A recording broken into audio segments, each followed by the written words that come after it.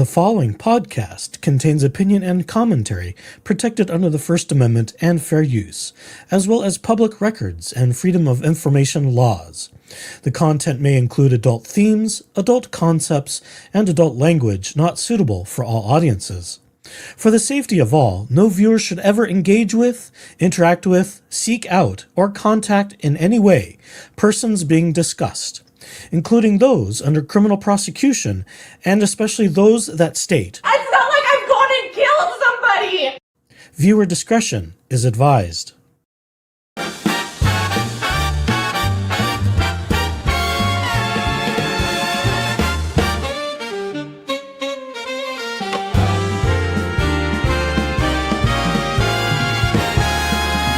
Step inside, take a seat, let the stories feed your soul. Hear the echoes, find the patterns, every truth, each hidden role. From the bench to the whispers, where the gavel takes its toll.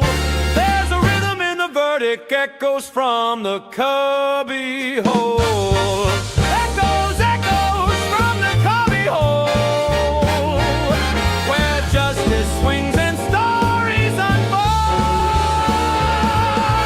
Echoes, echoes, feed your soul. We're talking truth from the cubby hole.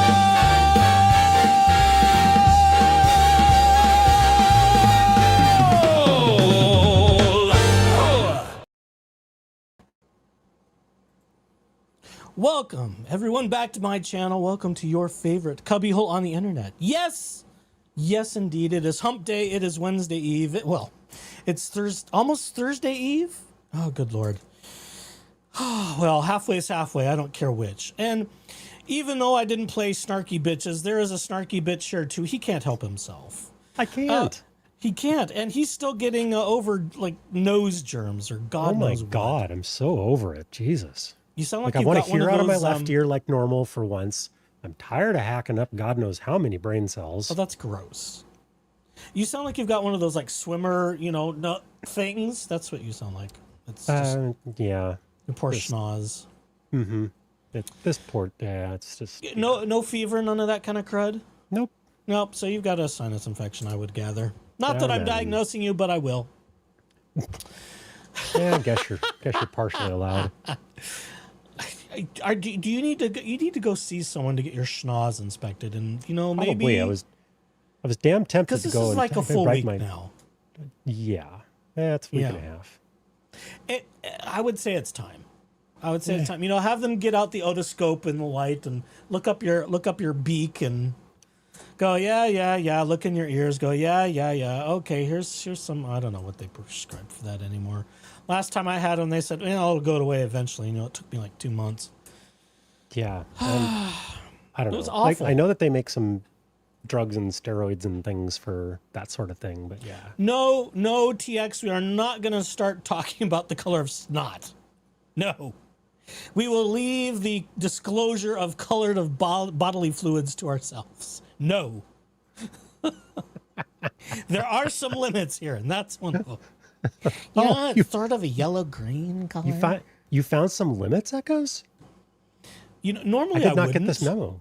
Normally I wouldn't, but after spending time with family, where most of them work in healthcare, we can't help but have medical talk at the dinner table. And even my stepmother, who also worked in healthcare, yummy. It's like, can you guys stop?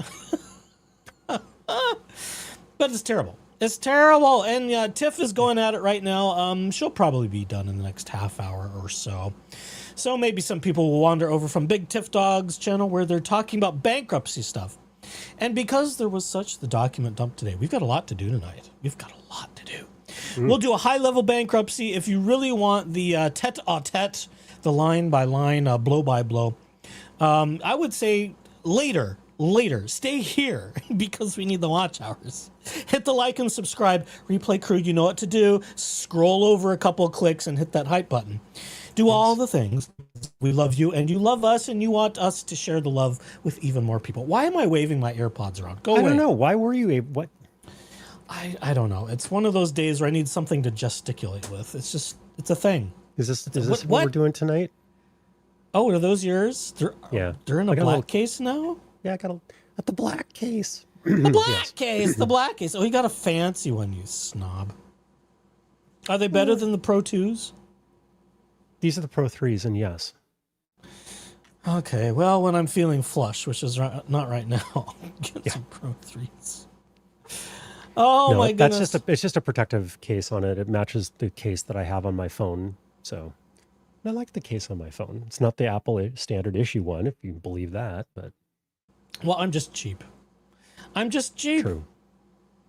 So there's so many things to talk about tonight, and I see TX is telling me I need to check my email. I put it away because I don't like getting distracted during a show, but I will be distracted just for half a second and just see what TX is sending me in my email. We're still in the warm-up period here, you know? I know, I'm still getting warmed up.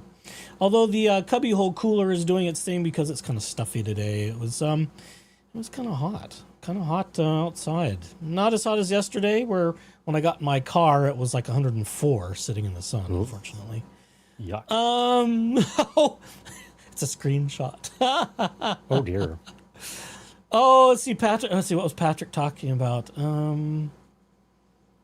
Echoes from the Tabernacle guy. Gay. Okay, there's some double entendres happening. And there we go. All right, I'm not going to bring it up because I'm not going to... Well, I wouldn't dox myself, but you don't need to see my inbox and who I'm talking to because I'm getting permission. I get permission to use people's videos, folks. See, unlike some other people, I got some permission to use a counselor's videos. Not that I'm going to start castigating and throwing too many stones, but I'm just saying, especially when you're dealing with people who are offering their professional services and analysis as part of their content, it's at least good courtesy, if not the appropriate thing to do, is before you go playing most or all of their videos, is to say, hey, is it okay if I use this on my channel? I like to consider things like that, just a good professional courtesy, especially when you're dealing with people that have, licensures to do what they practice and that sort of thing. So I went and did that, and I got permission, folks. So we'll get to some good mental analysis of Laura Owens. Some of you have probably already seen it. The latest thing from John Cordray, the licensed professional counselor. He's got lots of letters after his name for certifications and so forth. John and I had a volley first part of this week after his video landed, and I said, would it be all right if I use some of this? And John responded and was tickled that I watched it and I'm a fan, and also wanted some more context about how I was going to use it. And after I gave him some more, he said, oh, sure. And I hope you find it useful for your audience or something to that effect. So it was a nice little exchange. He seems like a nice guy. I think his practice might be in Missouri or something where he physically practices, but he's got shows and he does YouTubes, and he's talked a little bit about Laura Owens from a psychiatric and, psychological, professional counselor perspective, shall we say. Fascinating stuff. It tickled my little psychologist nerd brain quite a lot. Because fundamentally, what so many of us end up doing with Laura Owens and the adjunct family is how the hell did we get here? We're trying to figure them out, right? What makes them tick? What makes them do what they do? And for many, ultimately, where is this headed? So we'll steer you more to John Cordray in a little bit, but let's talk bankruptcy first. Sure. Or do you wish to digress on me for half an hour before I get there? I don't know. What are we going to digress about? Oh, really, good. Okay, his sinuses are so irritated, everybody, that I can keep steering this ship in a straight line for the moment. I'm sure that'll change in a second. You don't know how to do anything straight. Metaphorically. Well, sure. Metaphorically. What am I going to do?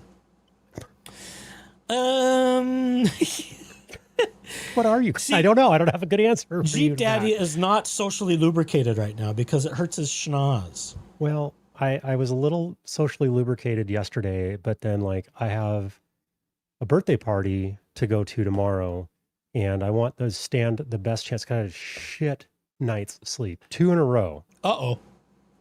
Not good. Is that because of the schnoz? Yes. Yes, sir. You need to go and look at that then. I look at it every day in the mirror. Well, have your doctor look at it instead. Oh, okay.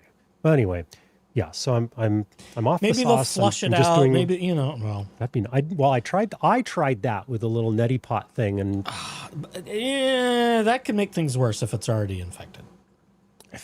Yeah. Yeah. Well, whatever. TX says, go see someone tomorrow. Well, I would agree with that, but you're probably not because you want to do the party thing. I do. I don't know If who you I could get a in to morning see, appointment, though. just get it out of the way. I would say yes. Let me see what I can put together. Yes. But This is mother speaking. You need to go get this dealt with. Don't pretend like be a straight dude and I'll just wait and see until I'm dying. Then I've got to go to urgent care, the ER, and then don't do that. well, Yeah, that's why I drive I drive a big fucking truck. Like, what do you expect to? I disagree that they're good for sinus infections because I have family that practice in medicine, and we talk about these things. I've used neti pots and the sinus rinse bottle things when I'm feeling that cold or that congestion, and I really appreciate how effectively it flushes things out. It will flush things out, but it could also exacerbate symptoms. So there's that. Oh well. You know. But anyhow, that's subjects Anyhow. for other days. I Fine, can't do I'll neti write- pots. I I'll choke on it. I'll write my And doctor and I'll speaking ask. of medical things, I learned from my dear sibling, who works in surgery, that GLP-1s are causing problems. She's seeing lots of distended bowels and things of that nature, where they're having to go in there and do lots of surgery with people taking GLP-1s. Maybe it's people taking GLP-1s that don't know how to do the rest of their life or are not following medical advice. Could be. You're But just what hell they're bent on finding, shitting all over everything for me tonight, aren't well, you? shit is involved in this case because what they're discovering, at least in the surgical bay, and she works both emergency surgery and ICU and some other things. She's number one in surgery next to the surgeon, so she's a busy surprised girl. you weren't going to say number 2. No. She's smarter than that. She's not a number 2. She is a number Poop 1. joke. Oh my God. I know. I'm passing on the poop jokes. I'm just not biting today. You're gonna have a tough night. I am going to have a tough night. Shit. But the bowel obstructions from the reduced motility that GLP-1s cause is creating quite a few problems for people. Now there may be some to have more adjusted fiber. diets, but Yeah, maybe because that's you do adjust your diet. yeah. Maybe that's part of the problem, but You have to take more. she does not recommend them with what she sees and the patient history she is saying. But I'm just saying. That's just what she told me because I was talking about them. She's, I'm not quitting mine. I do not want to be fat Jeep daddy again, okay? I know. Well, that's all. Choices get made, and then we reap consequences, whatever they are. You have to. Let's see. Jennifer C says she's on a GLP-1. You have to eat fiber and drink water, and don't increase the dose too fast. Right. Yeah, and I don't know all the details of what my sister was referring to, but she's very skeptical. She's very skeptical based on what she sees, and you know what she sees in the surgical bay is that I don't want to see pictures. It would haunt It's me. an extreme of the masses of people out there. Let's just Yeah. take the sensationalization down a notch. No, and she wasn't sensationalizing, but she was saying she would be very careful. kind of sounds like it a little bit. She already made up her mind that she don't like GLP-1s, and so Well, I mean, when you're doing surgery on people that take them and you're seeing certain recurring symptomology, that's I don't know. something you I take would love to notes hear of. the non-confirmation bias. Oh, she'd probably share it if I do I need to connect you two? That'd be fun. Well, I'm still working on her connecting with me, but we're working on it. Yeah, I've seen her the most in the last 3 years than my entire life, so there's that. That might be a slight exaggeration. All right. Bankruptcy stuff. Enough medical crap. Otherwise, I'm going to start talking about my sciatica. No, I don't have it. I'm kidding. Isn't that what old people do? It's my sciatica. And my nerves. Oh my knees. gosh. I need a foot massage. Oh, Rodrigo, can you give me a foot massage? I just picked a name. Oh, okay. I was like, wait. No, it's not. It's not a specific choice. Just random free thinking. Relax. Okay. What? Relax. Oh, just God, calm down. Otherwise, we're going to make you take your shirt off and put your terabitties on display. Oh, that would not be that would not be pleasant at all. I know. See, that's what I keep telling people. Okay, high-level bankruptcy stuff. So there was a big document dump today. Apparently, this is the day before a creditors meeting with mommy and daddy tomorrow, if I understood correctly from Tiff. So there was a big document dump, even though it was supposed to happen, I think, last Friday. I don't know if there's penalties for being late. And if there are TIF raiders, welcome TIF raiders. I thought I saw that fly by, but I'm distracted. So we've got some bankruptcy stuff, and I'm just going to skip to the point here, I think. So let's see, house stuff. They think they own a certain amount. House stuff. Yeah, what's the summary of the house stuff? Oh, now you're going to make me go back. They claim the current property value is $1.5769 million. And then they claim the current value of the portion they own is $788,450. But they've got, $193,000 in arrearages, if I'm not mistaken. I'm not sure how this math works. How do they only own explains a portion of it? That's weird. I don't think they do, because the bank still owns it, in my opinion. Otherwise, it would be harder to foreclose. But I am sure Mommy Dearest, because she said, where's my Mommy Dearest button? Your Honor, there were some violations by our mortgage holder, and we're talking with their law firm, and we are bringing the violations because we don't think we're being treated fairly by the mortgage company. We want to keep it to ourselves without having to pay any money. I don't care if there's arrearages. We are the Owenses, and we are entitled to keep what we want without any explanation. Thank you. Bye. We're entitled. Yes. The Owenses want to keep everything they have, right? So let's see. There's a lot of this. You know what's interesting? I screwed up the thing because I had highlighting, and then I had to reload the page because it was blank a second ago for God knows what reason. It was interesting to me that they claim no vehicles in part 2 here. Although we know allegedly there is a, in air quotes, new Nissan sitting in the garage. They've talked about it openly before. Yeah, maybe after Sarah Laura's bankruptcy got shit canned, we decided, okay, now we can buy another car for God knows what reason. They didn't even have the other one paid off. I don't know what made them want to get rid of the Hyundai Tucson for a Nissan whatever. So I don't know. I don't get it. That's a poor life choice. I don't get it. I mean, I'm currently driving a little rental Nissan right now, and I like my car better. And I've got a Hyundai. The Nissan's a little clumsy. They're not all they're cracked up to be. No, I mean, they're cheap. I see why rental companies, kind of have them in droves, but at least the air conditioning works, I guess. Oh. You'll get your car back eventually. It's been kicked out further. So we are on like bumper number 3 that they've ordered. Oh my God. They ordered bumper number 2 at the beginning of this week because they were doing their quality control, so I'm told. And the guy I'm working with, I don't know what to call him, the agent, the representation, contacted me and said, yeah, we had a problem. I was doing the QC and there was a flaw in the bumper we did.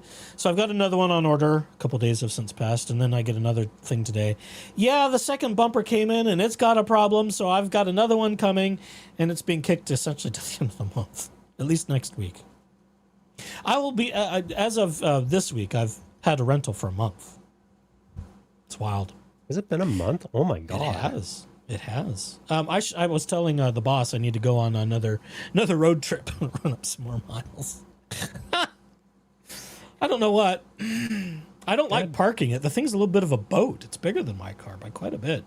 Oh. It's got a real low front end, so I can't get close to, the parking concrete bumpers. And I'm always sticking out because it's got such a low front end. I'm like, I don't like this car. Just don't like it.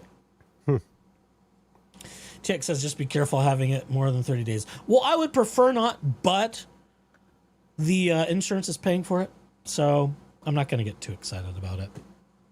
Every time they kick the can further down the road to finishing my car, it's just the insurance company. That poor woman's insurance is going to go through the roof. After her hitting me, the total cost of all this is going to be ridiculous. This is going to be ridiculous. Jeez. Okay, so it's interesting to me they don't have a car here, so I wonder who... When Laura's filing bankruptcy, it's our car. And, oh, wait, I'm doing this wrong. When Laura files her bankruptcy, it's our car. And when we're filing bankruptcy, it's her car. I think that's how it works here. Okay. It's probably how some of the money works, too, in my opinion. Probably. Well, and probably some When we're being belongs to another family investigated, member. it's Sarah's money. And when we're not being investigated, it's our money. I'm just kidding. I don't know that for sure, but it sure feels that way based upon what I way. see in this paperwork here and what Miss Tiff Dog, the big Tiff Dog herself, has explained. I think there's some shenanigans. There's some money hanky-panky going on here. Okay, so we have no cars listed. We have no watercraft, motorhomes, or RVs, etc. We don't have much in our household goods, and I'm told these numbers have shifted from the Chapter 13. We're doing the Chapter 11 right now, but, they failed at Chapter 13. So, interestingly enough, some of the numbers don't line up like they did before. I don't care about this. Who has only $1,500 in computers, cell phones, and televisions? I don't think that's an accurate Sure number. as shit, not me. And evidently the coins here on line 8 are a new listing that hasn't appeared before. So is there coinage? Is there collectible coins? We don't really know, but here they are. We're claiming only $400 in clothing, and I think you could have spend more than that at Walmart clothing wardrobe, but that's what they claim. Everyday jewelry, it's only $750. I'm not sure what the not everyday jewelry. Maybe the red carpet jewelry is in a different line item. I don't know. 2 rescue dogs are worth nothing. Lucky them. Mobility scooter, transport wheelchair were under $1,000. So here we have some banking account information. The joint account with Mommy and Daddy Owens sits around $1,700. Ron's personal sits around $2,400. Jan Black sits around $1,400. Elizabeth, who's Eliz and Laura? Oh, that's Mom and Laura. Has only got $3 in it? That's curious. Huh. I wonder where we drained that one to, because surely it had more than that at one point. Money market Sarah's account of bank account? $2. I don't know about that one. Global Federal Credit Union savings for Ron is only $5. What? That is the minimum usually fishy. for Fishy. savings accounts. Charles Schwab brokerage 5 accounts only has 831 and change. Now this is where it gets interesting. We have some entities. Quartet Farms LLC, a pony for $60K, and 7 retired horses in TAC. 100% ownership, 62,751. Nobody told me LLC Bank of America account, $3.25. Liz Max Investments, $1.95. But supposedly there are credit cards Tiff was talking about with a lot more on them than that. Like I think Tiff was saying about 20 grand with one of them. I don't recall which. It's interesting here, and as we keep going through this quickly, that we have cashier's checks laying around in roughly the amount of $7,000, which is odd to me. Why would you do that? But it's funny because we check government corporate bonds negotiate. We check no, but then we fill it in. I mean, the Well, they're incompetence. clearly is not funny. checking yes on any of those previous boxes too, I'm sure. Yeah, it's a question of, well, is the form working correctly? Are we just incompetent? I don't know. Not sure. I have opinions, but I do too, but I'm not going to bother. Tiff said it rather succinctly, and her opinion was this is one of the laziest things she's seen. But it's not a surprise because they want to be as lazy as possible. They don't want to do any work. They sure aren't going to pay to have anybody doing their work, which is why they want Queen Jennifer to go digging through all of their piles of bank stuff and figure it out. It's because they're lazy asses, and really they should be held in contempt of court. And in my opinion, Mommy at the least, if not Daddy, but at least Mommy probably should be put in silver bracelets for a little while until she thinks about maybe getting her homework done properly. But that's just my opinion. stands to reason to me too. Yeah, so we have retirement pension accounts. It's odd because we get $21,000 a month roughly in pension, but there's nothing $21,000 this year. Not even in a yearly. So we've got 0 in an AFTRA pension, which is curious.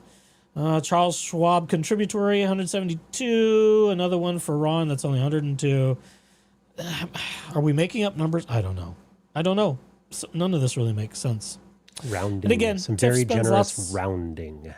Yes. Tiff spends a lot of time picking it. Tiff knows the number like nobody's business. Again, if you want the scoop on this, folks, go to Big Tiff Dog's channel. She has just spent the last 2.5 hours going over it in fine-tooth details. And because Tiff knows the finances so well, she knows the differences between the different bankruptcies, what they claimed in one, what they haven't claimed in the other, and some of the things they aren't claiming in either that are conspicuously missing.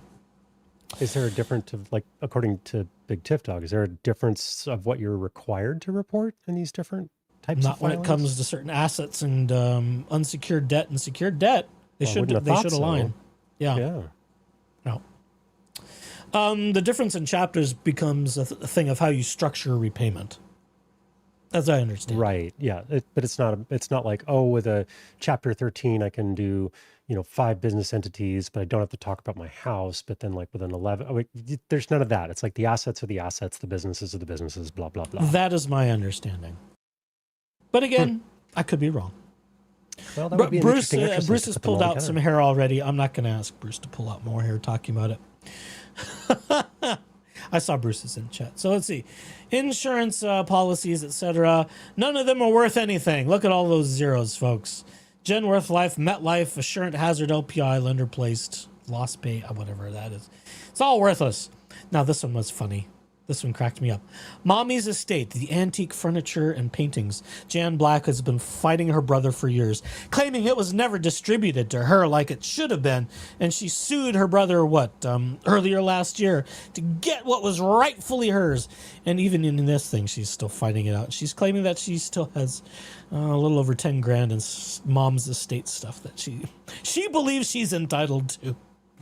It's wild. So there's a dollar value there. I don't care about that. Almost 80 grand. Let's just keep going. This one was kind of funny because everyone was talking about the Troy built riding tractor. It's a lawnmower, folks. It's a 42-inch lawnmower, or 40-something inch. It's a 500-something cc engine, barely 15 horsepower. You can get a couple attachments. You can get like a little snow plow for the front. You can get a lawn bagger for the back. And I think there was one or two other things that you could, get as attachments to it. But it's a tractor. It is not in how I define a tractor. I consider a tractor where you can put a front end loader on it. It's got hydraulics. You've got substantive powered takeoff for powered accessories. You should be able to run a backhoe on it. Things like that. I consider that a tractor. I don't consider a lawnmower with a couple of aluminum attachments to be a tractor, but whatever. It's kind of a stretch, but also if it's not running, why that should be worth half. Yeah, they sell for a couple thousand. I mean, they're the kind of thing you could pick up at a Home Depot for maybe $3,000 for a nice one. Now, and a dead one for $150 for parts. I'll bet it wouldn't take hard to get it running. Probably not. They're usually like well, it might be a 2-cylinder for 15 horse. They're just 4-stroke gasoline engines. Yeah, Usually. they're not that complicated. No. At worst, it has a bad fuel pump for sitting unused for years. Because they probably pay someone to do their lawn. Because I don't see Laura out there with a lawnmower of any kind, push or riding lawnmower. Mommy, I'll break my nails. I've got to go ride a horse. I'm gonna disturb the twins in my throat. Oh my God. My tonsil twins are going to miscarry. Oh my God. The absurdity. We'll talk about factitious disorder in a moment. First things first. All right, moving right along. I don't care about the tractor. I mean, what else do we have here? Oh, the horse tack equipment held by the Quartet Farms LLC is worthless. Everything is worthless to them, including a saddle is from 2001 is worthless. Additional well-used tack, grooming, fly boots, mask blanket, and everyday. It's all worthless. Everything they own has no value whatsoever. Except for the $62,000 they were claiming that had tack equipment listed in there before, but okay. Was that up here? Yeah, or was that? Yeah, the $62K. Oh, God, I've lost it already. Oh, here we go. Oh, yeah, the Pony LLC Pony 60K. Maybe that's just for the horse. Oh. Right, retired horse. Yeah, so see, I thought there was tack equipment out there somewhere else. Yeah, it's just word vomited onto the line there. Yeah, per usual. 7 retired horses, tack. 62, 750, 118. But it's worthless. It's all worthless. It's worthless. So we get to keep it. Talk about fudging numbers. I wonder how long it took her to fudge the numbers. What? Wait, Garden scroll up tractor just a line little bit. 40. No horse trailer. So they're hiring someone with a trailer to move horses. Scroll up just a little bit. There was something What? there about right? 7 retired horses. Now there's 7. Pony Quartet LLC listed number 19. That was all the way Didn't back you at say there were Caribbean, wasn't 6? it? Oh God! Now you're making me go back and look and do work and shit. Oh, it was 7. Okay. Well, I'm delusional. Never mind. Yeah, I don't know if that's the one including Sirocco 91 that Laura always rides. I don't know. This is, like I said, this thing's just a disaster. Bruce says that includes the $60,000 horse. I wonder if that's the one she rides. That actually has any value. Don't take away my horse, mommy. Oh no. Let's see what else we got. Total vehicles. Yeah, see, here we go. No, total vehicles is 0. Personal household items. These are just totals. Total personal property 91,000. And then we got some sort of weirdness happening with the $1.$R. I don't know. #R. Don't know what that's all about. Tiff was scratching her head too. Oh, value of the house, 788. And then we got more problems down here. The wheelchair and scooter, bank deposit accounts. Bank deposit accounts. That's what I'm trying to say.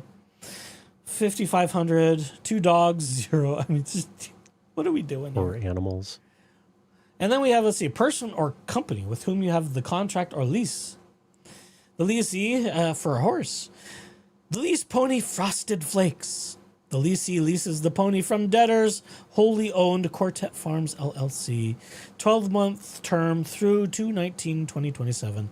Lease paid in full. Copy of lease available on request, just like my Banner Health patient portal. Yes. Sweet baby Jesus. Should probably go fabricate that lease as well. I don't know. That may actually be true. They they might have one out there. I'll be They probably actually do. LY words. LY words. This one might actually be really. Shock, I know. They had one. Is this the one that's in Florida? Does it say? No, it doesn't say.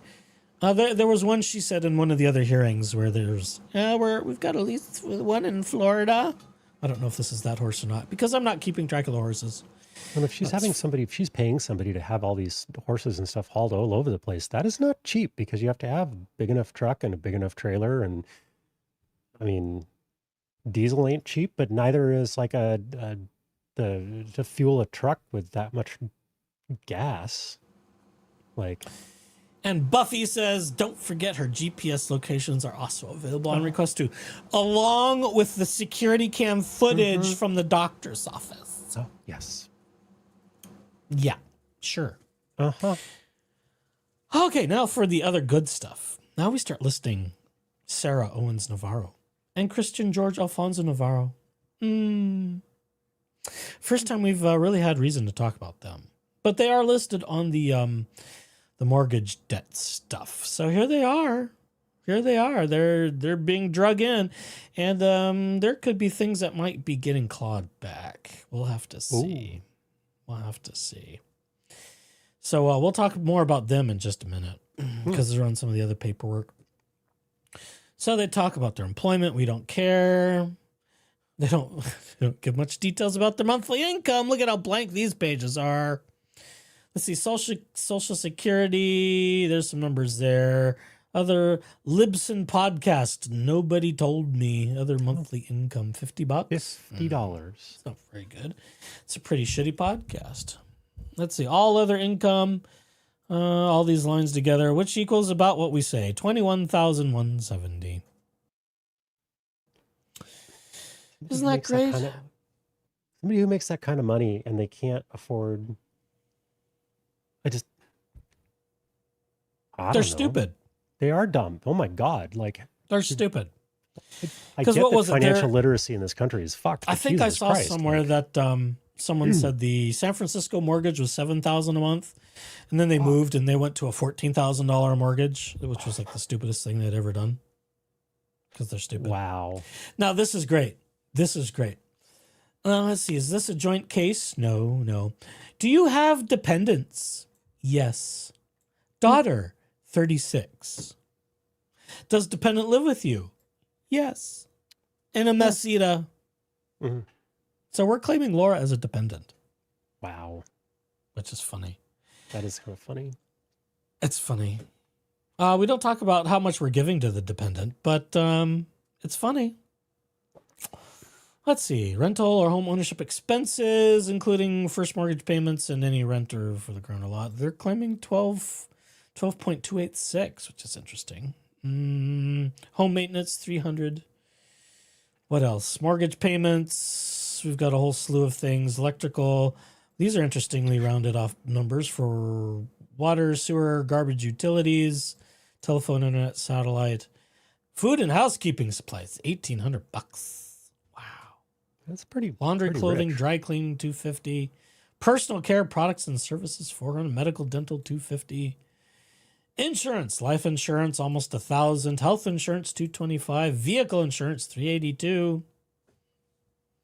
Wait, What else? how do you have vehicle insurance on something you don't have from Well, above? installments or lease payments. Let's read a little further. Vehicle lease. Daughter Laura is the leasee. Debtors pay $674. So we're leasing the Nissan?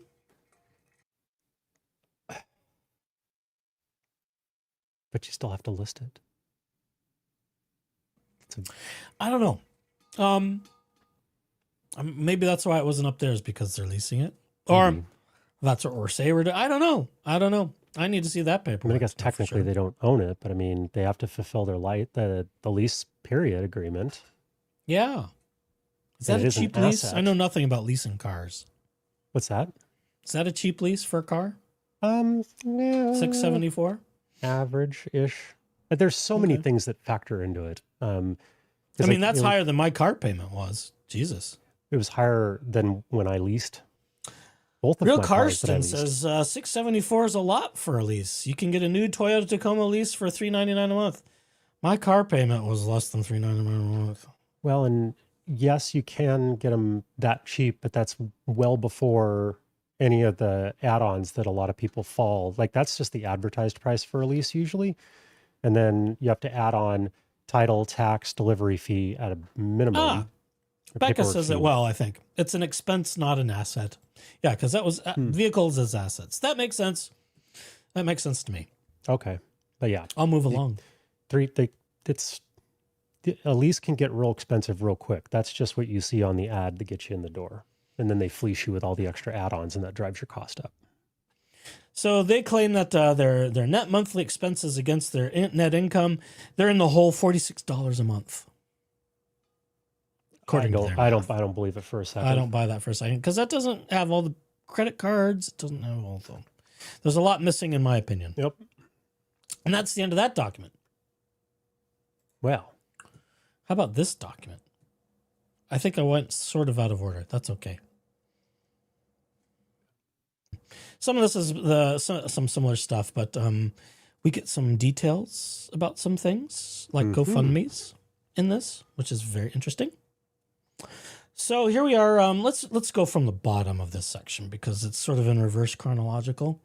So 2024 pension, JP Morgan Chase. They had 152. Oh, I've lost my highlighter. Damn it. Come on. Work highlighter. It's not working now. Damn it. Okay, whatever. you ran out of ink. I think so. It's not letting me do the far right side for some reason. Whatever. Social Security. And then, which makes sense, because the GoFundMe is kind of the thing du jour. From the GoFundMe, 131,590 for 2025, which is about right because I think they've sucked in 136 or something thousand. I forget what the number was now. And then they've sucked in another almost $1,000 from the GoFundMe from January 1st of current year until the date you filed bankruptcy. So they've got the bankruptcy. They've got the GoFundMe. Now, how they got it and where it went to is a little more nebulous. What else? Let's see. We've got various income, and the income stream shifts a little bit according to their math. Boy, this is really not working well. Oh, well. I don't know. Must be something wrong with the PDF. So I thought it was interesting that we do see the GoFundMe being listed at long last. So 6 figures of GoFundMe cash have been gobbled up by these Owenses already. It's a lot. Now, more Sarah Owens Navarro. Now, this is the good stuff. So the dates are important here, and I'm glad Tiff is good with the dates because I'm not. I can't keep them downloaded into my head. Would you like to guess what happened the day after the date of payment? So we have Sarah Owens Navarro, daughter insider. The date of payment was 3/2/2026, and the total amount was, well, shall we say, about $15,000. Do you want to know what happened the next day? The very next day, as a matter of fact. Take a guess. Did they actually receive a payment or receive a deposit? Or... Well, we've got loan repayment checked off here. Right. Then we've got other credit card charge. Guess what happened the next day? More charges than the card. I don't know. What do you got?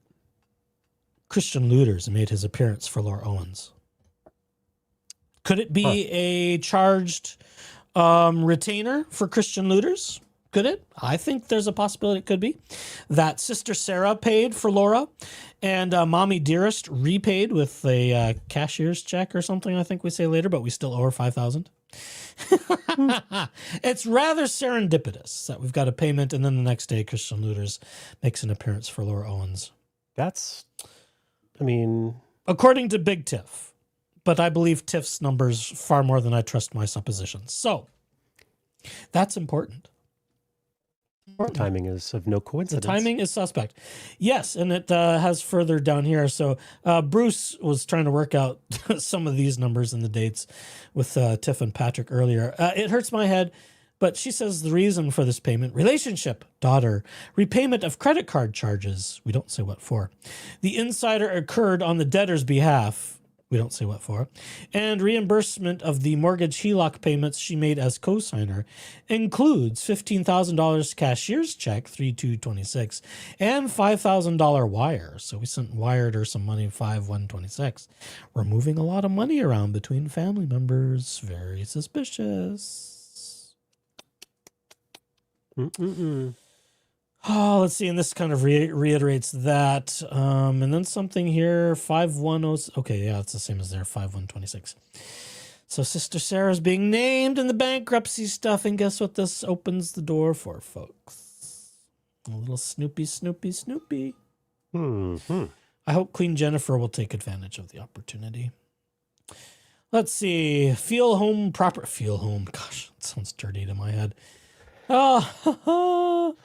See, within 1 year before you filed bankruptcy, was any of your property repossessed, foreclosed, garnished, detached, seized, or levied? Let's see. Maricopa Lismax, buyer interest under a seller financed agreement for sale, forfeited to seller for default. Value of the property. So that was the Airbnb house. We're claiming it was $795. That's the one that was sort of the one that she was haranguing Clayton Eckert, I guess, maybe, allegedly. But Mommy bought it instead to, save face, I guess. I don't know. See, it's weird. The ruses Laura would go to lure people in. Oh, Clayton, I want to buy some properties. Oh, isn't it coincidental? You happen to be a brand new, freshly minted real estate agent. Coincidence. Come on, Clayton. Let's be a Clayton. Let's be a power couple and go buy some properties. But I need you to date me with intention. Okay, that's enough of that. I can't handle any more of that. That's it. That's all you get. That's all you get. Ugh. I've had enough of Owens v. Eckert. Let's just get these people convicted and get on with life. Yeah, everybody can move on with their freaking lives. Yeah. Person to whom you gave ongoing monthly support. Approximately $1,634 a month. Living expenses, including vehicle lease and insurance. Value, $19,000. We're only giving Laura $19,000. Oh, but it's more than that. We're claiming the same thing for 2 years. I doubt it. This doesn't include the lawyers. Never mind. Allegedly. Oh, no. That's not on Mommy's tab, you see. Oh, yes, it is. That's on Sarah's tab. Well, I think the GoFundMe is being funneled to Sarah, in my opinion. Laura's running up all these expenses. They've run up all their credit cards. Oh, Sarah, can you help us with your sister? She needs an attorney again. I'll give you some money from the GoFundMe if you put this on your credit card. We need it right now. Right. But I'm just speculating. That's just my belief. Again, it's just my opinion. The timing. Just Yeah. The timing is sus. Big time. Real Karsten says, 1,000% believe Laura saw Clayton Eckert at his complex when she was visiting the sex partner and hatched the plan to buy property after she recognized Clayton and stalked him on social media. Very possible. Seems like he was targeted to me because, I mean, who goes hanging out checking people's LinkedIn to like spy on them? That's just weird. Well, seriously? We know they were bachelor lovers. We know they were bachelor lovers because Daddy said so. I live in a house full of women. It's the bachelor house, and not a day goes by. Whatever it was he said. The bachelor house. Because they all watched it. We know it. I have no doubt they saw him. Oh, yeah. And when he got branded as being kind of the loser bachelor dude, Laura went, oh, I could fix that. Opportunity. I think I could land that on my little hook, my little Laura Owens hook, line, and sinker. Oh, and he lives in Scottsdale, Mommy. Let's see. What year was season 26 of The Bachelor? Let's look at that up. Let's see, it's 28 season currently. 26 of The Bachelor was what year? I'll bet chat can come up with it faster than I can type it. 2022. 2022. So that was after they lived in Scottsdale. Isn't that interesting? Because they moved in 21. Curious. Curious. Oh my goodness. Okay, moving along on the paperwork because we'll get through this quickly. We want to get to the good stuff. Oh, look. Oh, we have attorney's fees for the prior Chapter 13 case to Mark Ashley of Ashley Law. And she claims that was only $2,100. That's quite low. Oh, I Fascinating. can't click. Oh, Big Tiff Dog. Hi, Tiff. Thanks for your live, Tiff. It's helped me figure some of this out more better. But again, folks, you want the scoop. You want the blow by blow. You want the play by play, the line by line. All the beats. Go check out Tiff's latest live. It's all there. And I am just a hack that's just highlighted some stuff that I find interesting. And then we have on the next page, James Portman Webster for consultation fee. Huh. So, was this for bankruptcy? Maybe consultation for what? Pourquoi? James Portman Webster. Maybe I should Google him really fast. Shall I? Let's do James Portman Webster Law Office PLLC. Oh, another lawyer. Family law, bankruptcy, criminal, estate planning attorney. He's like does everything. That's a lot. That's quite the portfolio. Only $100 for a consultation fee. You know what? My consultation fees are a lot higher than that. It's like $600 for a consultation fee. That was a cheap consultation. Yikers. Maybe they brokered a deal. Maybe. Or maybe there wasn't much being consulted. Let's see. Scrolling down. Skip. Let's see. Oh, this is funny. The storage facility they left a bunch of shit in San Francisco. We'll just read the description. 2021 San Francisco move. Used books, mattresses, household furniture. Approximately $26,000 owed. Also Schedule EF. Noticed for a storage lien sale before Chapter 13 filing in August 2025. Unsure if auctioned, but believe it was. I mean, come on. They're not going to let it sit there for that long.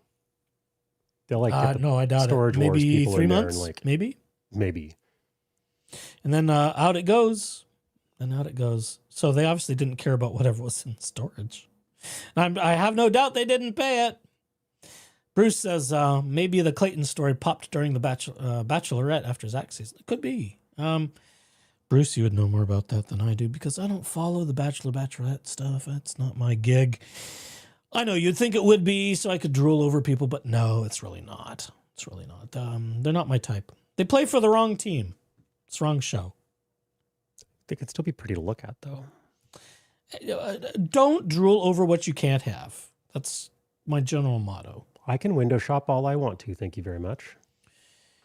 But window shop for the right species. Let's see. Is there anything else interesting here? This might be kind of the big. Oh, the good luck shop for the New Mexico thing that was said in before has appeared here, which is also interesting because that was news to many of us. Like, what? We tried to start another LLC in New Mexico and hide it? Fascinating. All right, so that's the conclusion of bankruptcy stuff because now I'm bored of it. But it was interesting to me that, Sister Sarah has made an appearance in this, and it appears that money has passed through Sister Sarah. Some people might call that laundering money. I don't know. I'm not sure if that's the right term, but it could be. It could be. If she's paying their expenses and they're getting repaid through GoFundMe money that doesn't happen to get disclosed conveniently until maybe the last second, that could be laundering money. But I don't know. Does that seem like the right term to you? Am I misusing terms? I'm not sure sometimes. It does sort of feel that way, yes. It certainly feels that way. It certainly feels that way because it's like, well, why can't they pay it themselves unless we're trying to hide it? Yeah. Or are we taking a horse to San Diego with bags of money on it, the old-fashioned Western Union, taking bags of money to Sister Sarah, and it just kind of keeps going back and forth? I don't know. It's curious. It still Poor feels Bruce. kind of laundering-y. I hope it smells fresher when they get it back and it doesn't smell like horse. Bruce says, my memory is so crap these days. Oh, poor Bruce. Poor Bruce. Yeah, there's a lot to remember these days. There is a lot to remember. And there's so much of this garbage. And the bankruptcy stuff is just a bunch of sleight of hand, which I can't stand, quite frankly. But it at least goes to show like the lengths in which they were trying to cover this up and hide things. And well, or shall we say, prevent honest and transparent disclosure of their financial status. Right. And if it's enough for the court and the judge of the bankruptcy court to say, ma'am, you are doing a bad job. And as the court was saying in one of the previous hearings, as we see it, you're in contempt. Anyone should be crapping their pants at that point. Judge tells you you're in contempt. Yeah. Judge tells you that things are looking fraudulent to them. And Jan didn't even flinch. It's like, I don't think it's all registering. And I've got theories about why that is. I bet this guy's And I think those theories about why that is also tie into why Laura is the way she is. So shall we get to the psychological portion of this evening? Let's go on a mind. So for item number 2 this evening, ladies and gentlemen, we have the incredible, the fabulous, the brilliantly genius. I'm trying not to overplay it, but I find his analysis excellent. This is John Cordray, licensed professional counselor, and he's talked about Laura Owens a bit. And he's talked about it from a clinical practitioner setting. He has taken a look at her psychological profile and some other things, how behaviors add up. And his latest one, he's done 2, maybe 3. His latest one talks about her current psychological status, shall we say. And his analysis suggests to us the likelihood of Laura taking a plea is essentially 0. Because her psychology won't allow her to do it. It's so entrenched, it's so ingrained, it's so enmeshed. And her survival and her functionality, psychologically speaking, relies on her continuing to be a fraud, essentially, and to continue to hide behind this mask. Because it's more damaging to break that mold than it is to just, die on the hill. So we're going to take as much as I dare. I may not play all of this. I didn't necessarily ask John for permission to play the entirety of it. I did want to highlight some things, but I'm not going to be able to find them easily. But I think if we kind of speed through some of this, we'll get some of the good stuff. But I will also mention that John has, I've got John's links below. Please do subscribe to John Cordray LPC. Check out his videos. He talks a lot about true crime cases from the perspective of a licensed mental health practitioner. Well, it can be medical. Sure, why not? It's a clinical setting. It works. He's got lots of letters after his name, LPC, LMHC. There's a lot of L's and there's a lot of C's and there's a lot of P's and H's. So he's got lots of certification, both statewide and nationally, as some counselors and mental health practitioners do. You can get all kinds of things. I may end up falling into that category if I pursue career B. We'll see. I think I might want to collect an entire alphabet full of letters. after my name just because. I don't know why. Yeah. Well, we'll see. Well, you know, again, I'm not quite sure where my life is headed anymore. I'm just kind of going where the current flows and preparing for the worst. I've got the life jacket on and the water wings, so hopefully I won't get too wet, if you know what I mean. But again, John's details are down in the show notes. Please do visit him, give him some likes and love because his if you can follow it. Now, he's very professional. He uses a lot of big words because that's what counselors do, especially when we're doing gosh, I'm including myself already. Stop it. You're not one of those yet, Echo. You're just an armchair idiot when it comes to psychological analysis. You're just trying to will this into existence. Yes, it's manifesting. I'm trying to manifest my future, damn it. Yeah. God knows I will have a much higher paying job at the end of it. Although if I want to get all the letters he's got, I could probably spend 7-8 years doing so, collecting letters. But, you know, one thing at a time. One thing at a time. Yikes. Yikes. Anyhow, all of his details are there, as is the statement of permission. He is allowing us to use some of his videos. But anyhow, do check John out on your own good time. Go check out the rest of his videos. Even check out his website. There's some useful information there for yourself and your mental health wellness. He does do that kind of thing. You could even, I think, see him out for professional consultation if you so desire, but that does not come through YouTube. You have to go visit him personally. So all that, again, is down below. Go see him. And with that, let's play a little bit of this, and let's see how much we lose Jeep Daddy in psycho speech. Oh, boy. We've all seen it. The evidence is overwhelming. Up a touch. The lies are exposed. And the plea deal is sitting right there on the table. Name and date of birth. Laura Owens. Thank you. And you can be seated, Ms. Owens, if you like, if that's more comfortable for you. For most people, it's a lifetime. But for a specific kind of high conflict personality, like we're seeing in the Laura Owens case, a plea deal isn't a solution. It's a death sentence. In clinical... Yes? Mm-hmm. Yes? Yes? Because if she was going to take it, I think she would have taken it by now. As I said before, it's a hell of a sweetheart deal. And the amount of jail time was minimal. Minimal. We were speculating there was not jail time. And when Clayton got up in that hearing, which, you know, a piece of which was just shown there, Clayton was worried there wasn't jail time. We covered that. We talked about that hearing. I've been concerned there's not jail time. Yeah. I think everybody else is, because she's not going to stop. She can't. She's now, I believe, hardwired this way. This is interesting. Some of his terminology is fascinating to me because some of it's, I don't think plea paradox is necessarily a clinical determination, but he explains it and it makes sense. It's like that's a theory, and if he uses other sound, psychological practices to describe it, like, go for it. Use whatever terms you want. And I like that he goes to the trouble of even making slides. Don't you dare. Don't you dare. You hush your face. You hush your face.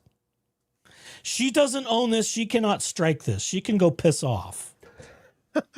I have permission for this, goddammit. Oh, and speaking of strikes, Llama and Buffy, the outtakes, the TEDx Talk outtakes, they got that cleared up. So if you want to go see Llama and Buffy's Laura Owens TEDx outtakes from videographer Susan, what was her name, Wood? Is that right?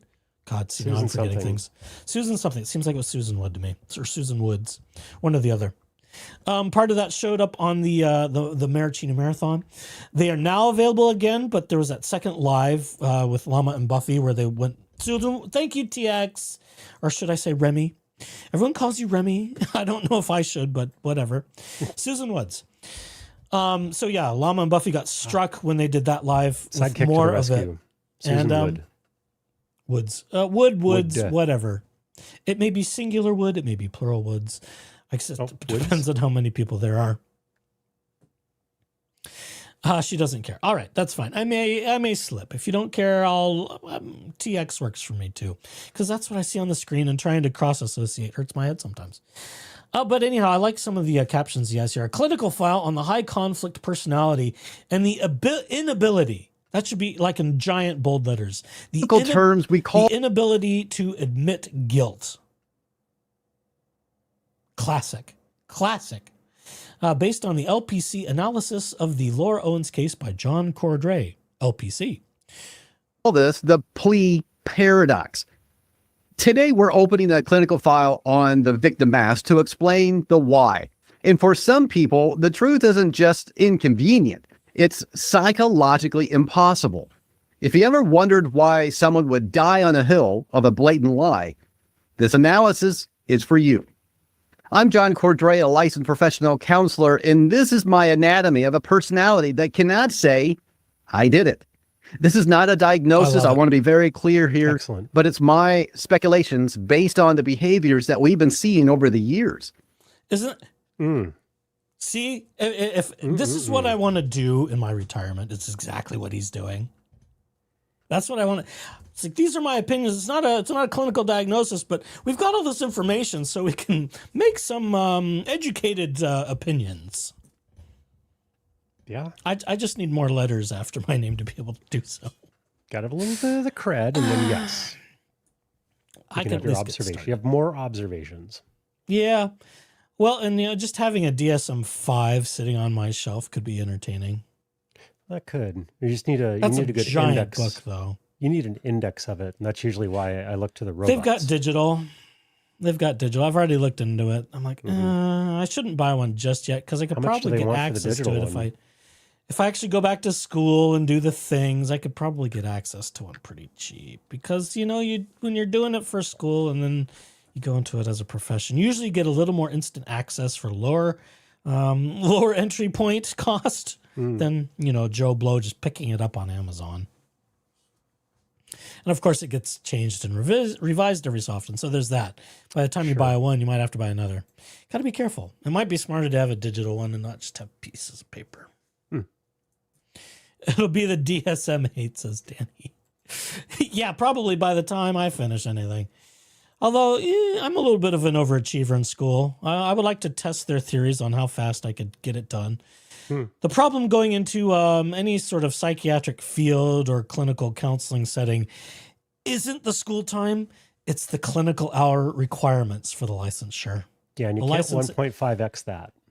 Yeah, a program I was looking into, I think 500 hours would go towards my clinical practicum out of like the 3,000 I would need. So you spend a hell of a lot of time doing clinical work before you can even get licensed. But that's okay.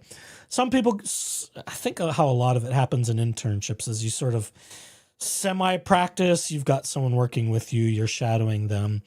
Sometimes you can take clients and take cases when you have a supervisor who is licensed and you're working towards that. So there's ways to actually be practicing and making a living before you even finish and get your license. But in order to be at least a solo practitioner on your own, you gotta have the letters and all the tick off all the boxes, do all the certification exams, all that crap. So it's a lot. It's a lot of hours. It's halfway to being a doctor in some regards, but it's less messy. I don't like touching people and bodily fluids and that kind of thing. I'd much rather deal with people's broken minds than their broken parts, if you know what I mean.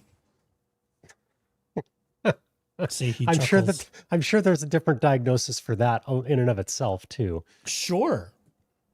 Now, see, that's why my sister does those things in surgery. It's like, she liked biology. I thought it was gross. I didn't like the dissecting and all that. No, ew. The smells and the smells and the oozes and the ew. No. Ick. I skipped biology and I went straight to chemistry. We were required to take biology. How dare you, sir? I had enough math and higher level math in school, in high school. So I was able to leapfrog. Well, Ducky is bragging now. She touches naked people all the time. I want to touch naked people more. You should go into what Ducky does then. I know what Ducky does. I've done videos about this case, several of them. Many of you are asking for updates. Many of you are asking, what's the deal with the plea deal? It seems to be delaying all of the different court hearings. All right, I heard you. And that's what this video is about.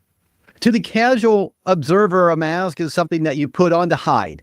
Before I This is great. This is great. This applies to so many people.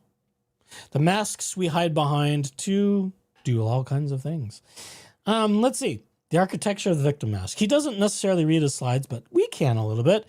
The outer shell is the performance of indignation, scaffolding, compensatory overreporting, foundation, victimhood as currency. Not a disguise to the high conflict personality. The mask is a life support system. They do not play the victim. They become the victim to survive their internal reality. I love it. It's good definitions. It's essentially textbook definition, as I recall from ages ago. Now, I admit, when I studied criminal psychology, that's like 26 years ago. Oh, I feel old. Threat of exposure. Taking off the mask equates to psychological death. Admitting I made this up means admitting their entire identity is a fabrication. The ego cannot survive the void truth leaves behind. Damn. Yes! See, this guy is brilliant. And he makes the slides. I love it. Some of the AI stuff he's got in here is a little iffy, but never mind. There's like an AI picture of Laura in the criminal hearing, and it's like, what? Is that even her? What did we do here? Why did we change this? high conflict personality, the victim mask isn't a disguise. It's a life support system.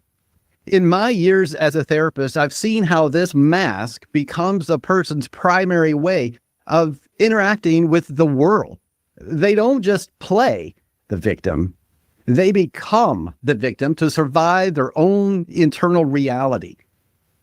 If they were to take off the mask, they wouldn't just be exposed, they would be destroyed. This is why in cases like Laura Owens, Here's the AI picture of her for reasons I don't understand. That's not her, obviously. That sort of looks like Christian looters, but not really. So it's like if they took a frame of the video and said, AI, can you clean this up? And this is what we got. It's a little awkward, but never mind. we see such a fierce, almost irrational commitment to the narrative. If she admits, I made this all up, she isn't just admitting to a crime. She's admitting that her entire identity for the last several years has been a fabrication. For a personality built on the external validation and pity, that admission is a form of psychological death. The ego can't survive the void that the truth would leave behind. Therefore, the lie isn't a choice. It's a reflex. This brings us to the most chilling part of this investigation, the ego-syntonic mind. Most of us have an ego-dystonic moments. We do something wrong, we feel that ping of guilt. That guilt tells us that our actions don't align with who we want to be. Need to look at that a little closer. Yeah, let's go back to that. So the ego-dystonic typical mind. Reaction to caught lie experiences a ping of guilt. I would say pang. Isn't that what people usually say? Guilt pangs? I don't know. Pings? I think pings are what computers do. Never mind. Internal alignment. Actions do not align with the desired self-image. So we are sort of suspended with, is it a suspension of disbelief in a way? Where we realize we're not aligned with our actual values and we feel guilt. Resolution is discomfort, driving apologies, or taking a plea deal. Okay, that seems typical for a quote-unquote normal person. Or in the atypical ego-syntonic high conflict mind, the reaction to getting caught in lies is confusion or anger, or lashing out, or filing TROs, or filing lawsuits against people to shut them up, or going against, reporting YouTube videos. Anger. Yes. I would say for Laura Owens, it would be anger more than confusion. Oh yeah, it's definitely not confusion for her, in my view or opinion. It's Let's lashing see, out. And Trish anger. Jax's mom says AI depiction so he doesn't get sued. I don't know why, because the video is public record. But it's a choice. It's everybody makes choices. They just chose. I mean, it wasn't the greatest video, so for a still shot, I would be reluctant to use it. It would be grainy as hell. It was pretty fuzzy. It wasn't the best video. I suspect it was more about quality than it was reluctance to get, smacked by Laura Owens. Because her mugshot is out there. Anything that happens in court is a matter of public record. Laura Owens does not have a right to claim anything. that it's somehow invasive. When it's on the public record, when it's in court, you don't get to claim privacy. You don't get to claim anything. It's public record. So again, Laura Owens can piss off. Just for what it's worth, folks. It's not a criticism at your thoughts, but yes. Anyhow, let's see. Resolution. Internal alignment. The lie and the self are perfectly in sync. Actions are seen as justified or their truth. We heard that a lot. Laura Owens wants to tell her truth, in air quotes. Resolution. The brain filters out reality to protect the ego so that no guilt exists. TX says, Delulu like her mama, and I'll talk about mama as soon as we get through this. Because mama's a few apples short of an apple pie herself. Oh, dear. Well, that's just offensive to apple pies all over the place. In my opinion. Well, one of the things he talks about... You know what? I'm not going to jump ahead. We're going to just keep going because he talks about this a little bit. That's where I think I'll interject mama. An ego dystonic moments. We do something wrong. We feel that ping of guilt. That guilt tells us that our actions don't align with who we want to be. It's uncomfortable. And it's what drives us to take a plea deal or to apologize. I'm sorry that I said that. I wish I wouldn't have done that. I made a mistake. But for the ego syntonic mind, the lie and the self are perfectly in sync. There's no guilt or remorse because the person has convinced themselves that their actions are justified, necessary, or even their truth. And that's what's so important here. It's what their truth that they are believing and telling themselves. That's when you know you've got a crazy person. When they've got to share their truth that does not align with reality. Jesus, and I feel like I'm using crazy person in loose colloquial terms, folks. That's not a clinical statement. I mean, we just see when you see in all of the I've had so many discussions with people that are convinced. I mean, this can go into politics really, really easily, right? Because there's people who are just absolutely and completely convinced of their truth. And nothing about the people around them or nothing about any of that, all the way up to, I mean, my less than humble opinion, the tippy top of the executive branch here right now. That gets more complicated. Yes, but it's still... Not because of the office, but because of the person in the history. Correct. So but it's just that they entrench themselves into this thing, and it's like they have to repeat the narrative over and over, and they've got to they've convinced themselves that they are the victim. It was, I've never been treated so badly in my life, and blah, blah, blah, blah. We all know this bullshit, but yeah. The defendant looking at the screen in a courtroom displaying digital evidence that proves that they were never where they said they were, or proves that they never were pregnant like they said they were. And then they respond with confusion or anger instead of shame. You aren't seeing a good actor. You're seeing someone who literally can't see the truth. Their brain has filtered out reality to protect the... That's a good shot. Even if it's cleaned up, that's a good shot. Mm-hmm. How dare you say something about me? Ego. In this clinical file, we aren't just looking at the legal stakes of the prison sentence. Like I said, I've done other videos. There's lots of other footage out there if you want to go look at that. Instead, we're going to look at the existential stakes of a human being who would rather spend years behind bars in a cell of their own making than spend 1 minute living in the truth. We're investigating the moments when the mind decides that a righteous lie is more valuable than a shameful freedom. I want to address a significant new development in this case. Laura Owens has recently claimed that she is on the autism spectrum. As a clinician, dun dun dun. Well, we've known about this for a while, but I like that he touches on this too. See, he just hits all the things for me. When a public figure shares a diagnosis like this, it's our job not to diagnose from afar, but to look at how that diagnosis might or might not reframe the behaviors we've been analyzing. In many of the legal filings and the public interactions that we've seen, there are patterns of intense focus in what some might call atypical social persistence. From a neurodivergent perspective, one could argue that these manifestations were hyper-focused or a struggle with reading social cues or boundaries. However, As an LPC, I have to draw a clinical line between processing and intent. Autism affects how a person experiences the world and communicates, but it does not, by definition, cause the complex, multi-stage fabrications or the coordinated legal maneuvers alleged in these fraud claims. There is a vast difference between struggling with social nuances and the intentional creation of a false identity. In clinical practice, we often look for a differential diagnosis. We have to ask ourselves, are we seeing traits of neurodivergence, or are we seeing a shield? A diagnosis used to explain away behaviors that actually align more closely with a high conflict personality traits. My analysis continues to focus on the impact of these actions.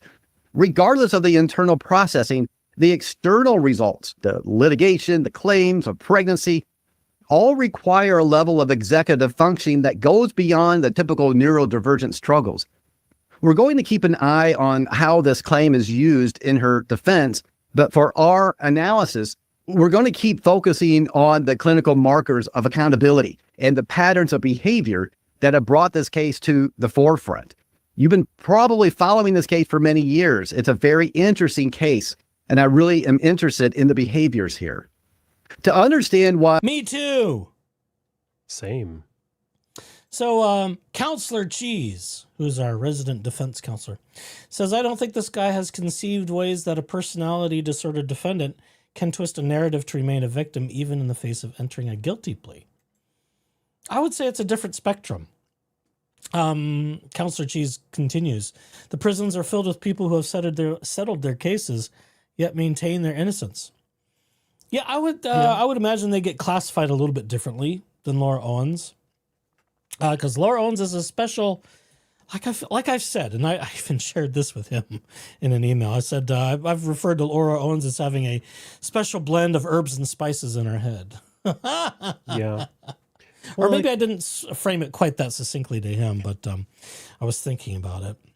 Well, and it's my response there, like those folks like who maintain their innocence probably realized that they weren't going to be able to prove their innocence, or and maybe they just had to make the least worst decision or that choice for themselves, knowing full well what they're getting themselves into.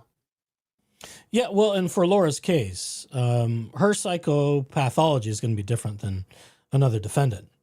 Right.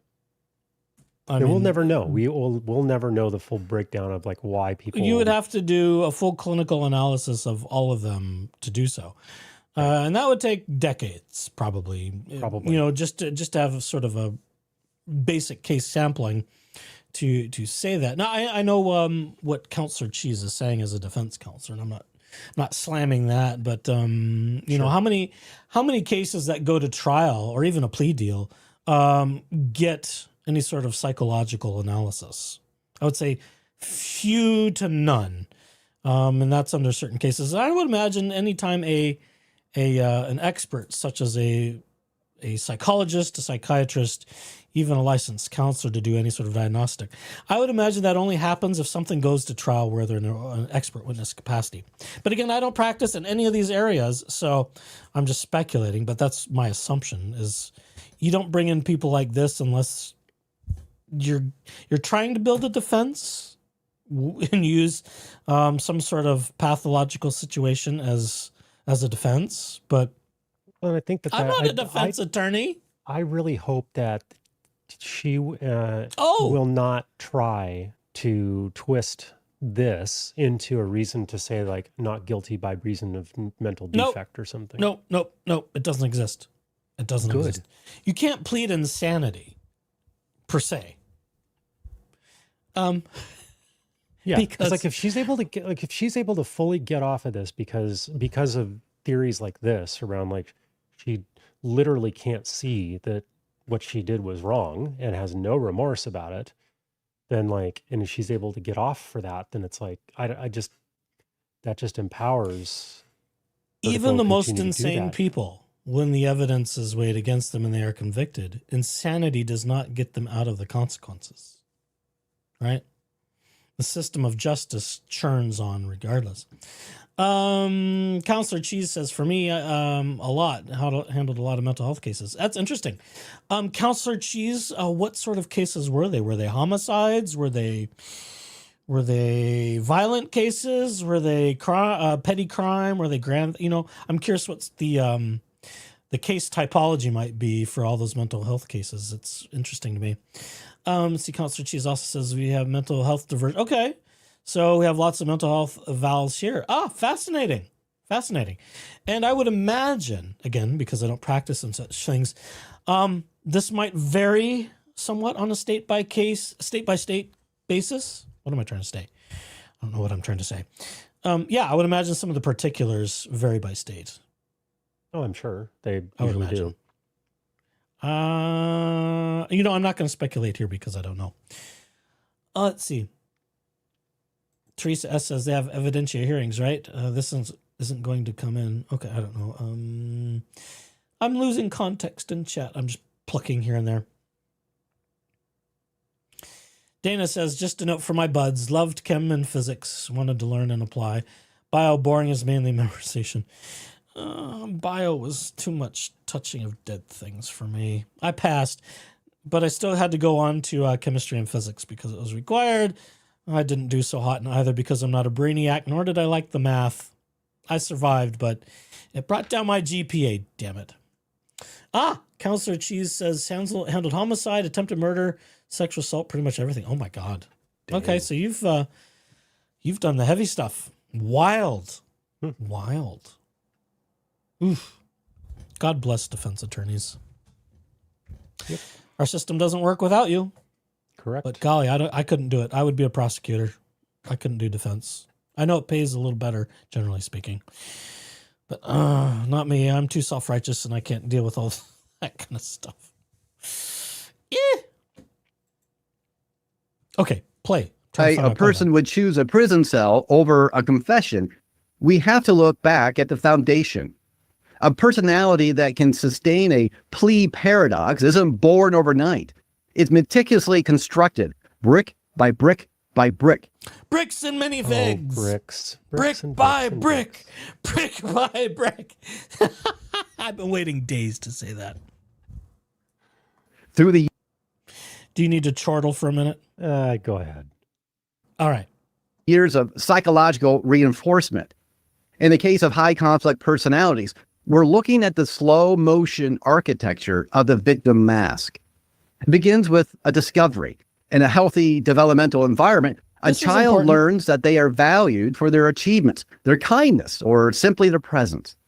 But for some, the environment teaches a different, more dangerous lesson, that victimhood is a currency. As a therapist, I look... Let's go back to that a minute. Yeah, can you go back to that? And I think it began at childhood for little Laura Owens with a mommy who is not all there in the head, in my opinion. I have been, I've been speculating for a while, especially since I covered Laura and Jan, her mother, on Jordan Belfort's podcast, The Wolf of Wall Street, where both of them were talking with Jordan Belfort. And other than watching Jan's mannerisms and some of her, what seemed to be not in control mouth movements and tongue movements when she wasn't speaking, and I made some opinions and comments about that, I had further realized that when they were talking about kind of family health history, and they were talking about how Ron Owens was bipolar, and Jan Black claimed to have nothing, and some things like that, and they were talking about mental health issues in the family, I went, why am I not believing this? And we know quite a bit about, well, I won't say we know a lot, but we know enough about Jan Black's history where, well, we know what she did in high school. She was in sort of a young, a youth radio program in high school that was trying to woo the next generation into radio. I've got newspaper clippings a subscriber sent to me. We covered that a little bit. And what interested me about Jan Black's young life was that seemingly right after she graduated high school, she got the hell out of Albuquerque, New Mexico, and left a trail of flaming dust behind her and went to San Francisco rather quickly. Now, what lured her to San Francisco directly? I'm not quite sure. I would find it ironic, if not funny, if it was Ron Owens himself. I don't know. I have no evidence of that, but that'd be very interesting. Strangely enough, they ended up at the same place eventually. I don't know if Jan went right to KGO from Albuquerque. There may have been some stuff in between. Some of that's a little fuzzy. The way she phrases it suggests it could have been that she was there at KGO a little bit early on and then left for KCBS where she just read the news. In my opinion, people that just read the hourly news are of lesser import than, some of the big stars that get top billing. But that's an opinion.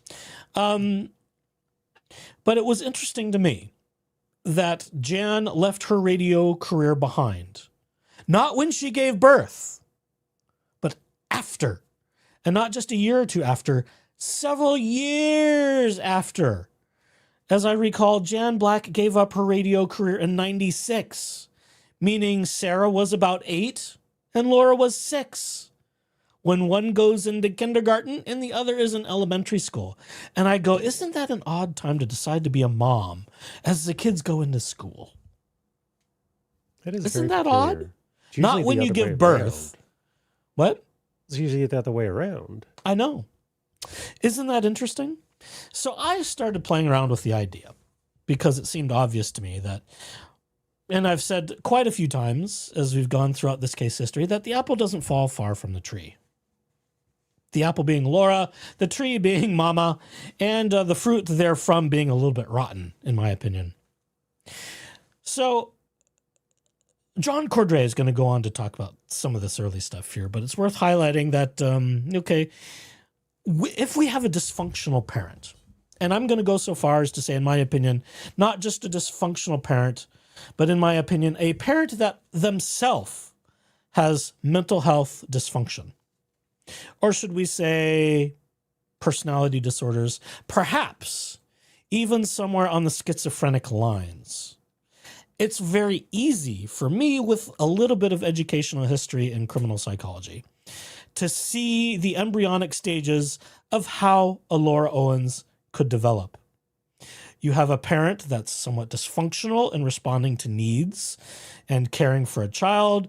That gets translated into certain behaviors that a child learns in order to get their parent to respond, because Ron Owens is being busy being Mr. Famous and mommy is at home. But if mommy's not being a very good mommy because she has her own mental problems, the children are going to suffer. And in my view, and this is not a professional view, because again, I don't practice in such things, that development is going to diverge into unusual behaviors. And I think that's how you get a Laura Owens. And because I think Laura Owens has her own mental herbs and spices that probably need diagnosed and treated, or at least worked on, that precipitates using those things. See, Jen the Couch Phrase said, Ron is bipolar. It's again, she talks about Ron and struggling with that in her and Laura's interview as the Nobody Told Me podcast team on The Wolf of Wall Street with Jordan Belfort. I did that months and months ago. It's somewhere in my opera of works on this channel. So if you want to dig back into the archives of my cubbyhole, you can find some of that conversation there. But as John starts talking about Laura, I start putting together the pieces of, okay, we've got some learned behaviors from dysfunctional parenting in addition to whatever Laura's got going on. And for me, all the pieces fall into place. They make sense. This is how we get the weird stuff of Jan Black having the secret meeting with investigators to say, oh yeah, my Laura, she had a bad experience in Hoboken, New Jersey, and it was posted on the dark web, and it was with Diddy in Gilgo Beach. Those are not just musings to hide Laura's indiscretions and to avoid criminality. Those are high-level delusions, in my not-so-humble opinion.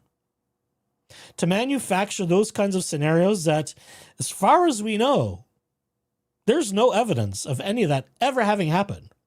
That level of psychosis and delusion, again, in my not so humble, non-professional layperson opinion, is indicative of pathology that goes further than just trying to cover up for the daughter. It, to me, is indicative of underlying problems in psychosis that has yet to be analyzed for the parent. And that precipitates, as Laura grows up, into all of these other dysfunctional behaviors. But again, I say that not as somebody who's licensed to practice in these sorts of things, but these are my pontifications with the information I have. What do you think, Jeep Daddy? Does that sound good to you? It does. I mean, well, and it just kind of goes to show a little, like, there's more demonstration of even like that phase 1 thing that's up there on the screen now, of just like victimhood as currency. So like making something completely out of whole cloth just to try and divert attention somewhere else. Yeah. Mom, I don't feel good. Mom, I've got a fever, as I hold my thermometer up to the light bulb, you know? Mm-hmm. And the less response there is to the behavior, the more escalation there tends to be, Well, until yeah, there 'cause you is can't a prove 'em response wrong. to the behavior. Yeah. Because admitting that you're wrong, it's like dividing by 0. It just isn't going to happen. Counselor Cheese says, didn't Laura come up with the Hoboken story? I'm not sure. I'm not sure who came up with the Hoboken story. The origin of it specifically could be either or both. They could have been sitting around the table and feeding each other. We have seen before in body cam footage where Laura starts talking, then Mom has to start talking and filling in more, and then Laura has to jump in and adding in more, and it becomes a self-fueling fire of almost one-upsmanship as the story unfolds. And I believe this is my opinion, I believe they feed into each other's psychoses. Oh, sure. And like, I was raised by, like, one of my parents was undiagnosed, and just observationally, my opinion, I'm no professional here either, but one of my parents that I was raised by was extraordinarily narcissistic and also a severe alcoholic. So like, there's all sorts of shit that happens to try and twist the psychological profile to see things in a certain direction and in a certain way. And I don't have all of the technical terms for like how and why it happens, but that focus so much on your world is correct and everybody else around you is wrong. And then top it off with like alcoholism and everything, which just turns your brain into fucking Swiss cheese and all that stuff. But whatever. It doesn't surprise me that if under that influence full time and being taught that this is what you do every single time in order to get what you want, or take advantage of somebody else, like it's like in phase 3 there, the whole like slide thing. It's like, it's just the little white lies of like, yeah, I've got the fever with the thermometer up there all the way too. It's not like I did anything other than get pregnant from the fucking bachelor. Didn't happen, but they believe that so hard I that have it's so done nothing except get pregnant by the fucking bachelor!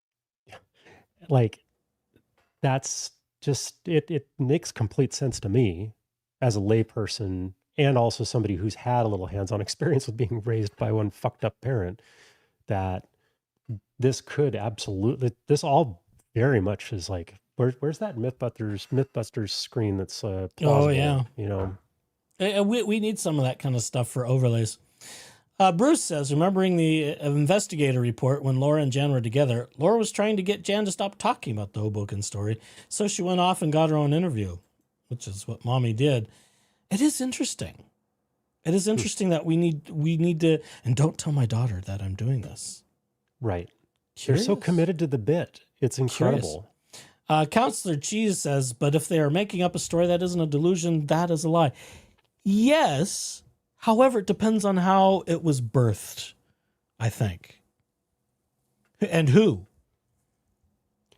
And But who? it's the white lies. He's not I don't think this person, at least today, like at least up to No, this I don't point in the think video, John is he's not suggesting white suggesting lies. that We're it's like talking about, I think. I don't know. delusion. I mean, I see this in this scenario. I see those two terms as a bit synonymous because like it is a lie. Maybe you fantasized about it in your head and you conjured up these images. Well, generally speaking, delusions can be lies too. Yes. It's just the perception of reality is different. But, lying can... See, this is the funny thing about lies and delusions. One, you can't quite separate reality. The other, that reality says one thing, but you're going to go against it anyhow. Mm-hmm. It's a little bit different position of motivation, I think. But...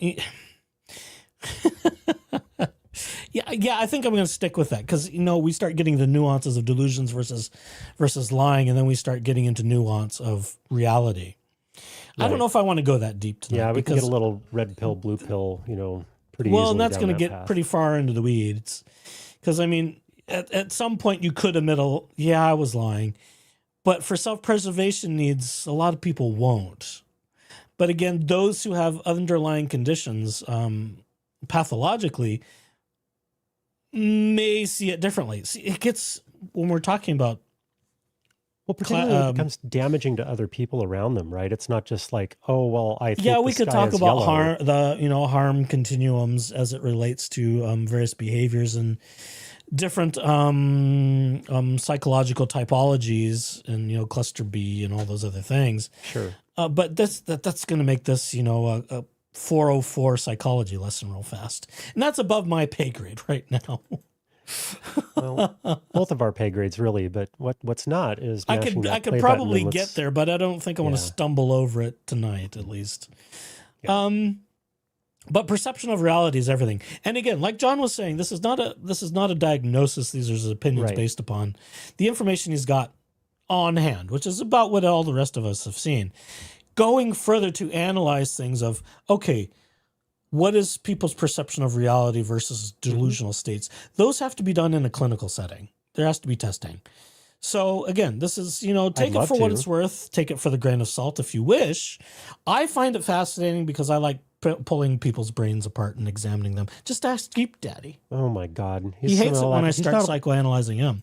No, he gets almost thrown out of the Jeep at that point. Like, shut your pie hole. And he especially hates it when he doesn't have to say anything. And I said, and you were going to do this and that, and this is what you were thinking, right? And then he gets all pissed off because most of the time I'm right. See, but I was right a couple times ago. I told you, I'm going to say it again, and I'm going to drill it in. You were wrong, and I was right. Yes, you got that whole thing about what's his bucket? Relic. But it's only because I didn't listen to the rest of the podcast. Well, you were still convinced of your opinion, and it was still wrong. He was doing a pretty good job convincing me, which tells me he is certainly not the typical, polish my shoes on Saturday Mormon. Yeah, maybe not, but he's a little more flexible than he's pretty far away from HQ. So well, let me rephrase that. His orthodoxy is not so apparent. Oh. TX says, didn't listen either. So I tattled. Well, you did initially, but then I went back and I actually heard it from out of his own. Were we listening to the end of it at the same time? I think we kind of were, and I was like, "Oh maybe. Crap, you're right." Yeah, because he had me fooled for a little while because he was avoiding it, and I see why. And I was kind of curious there, but like there was just too many signs. There's too many flags of just like no. He's a TBM. He's a war. You're going to be on that side of it, but yeah, I think like the thing I'm really enjoying about this video so far is it's because a lot of us get on these streams and we express opinions and observations. I bring my lens from it. Echoes brings his lens from it.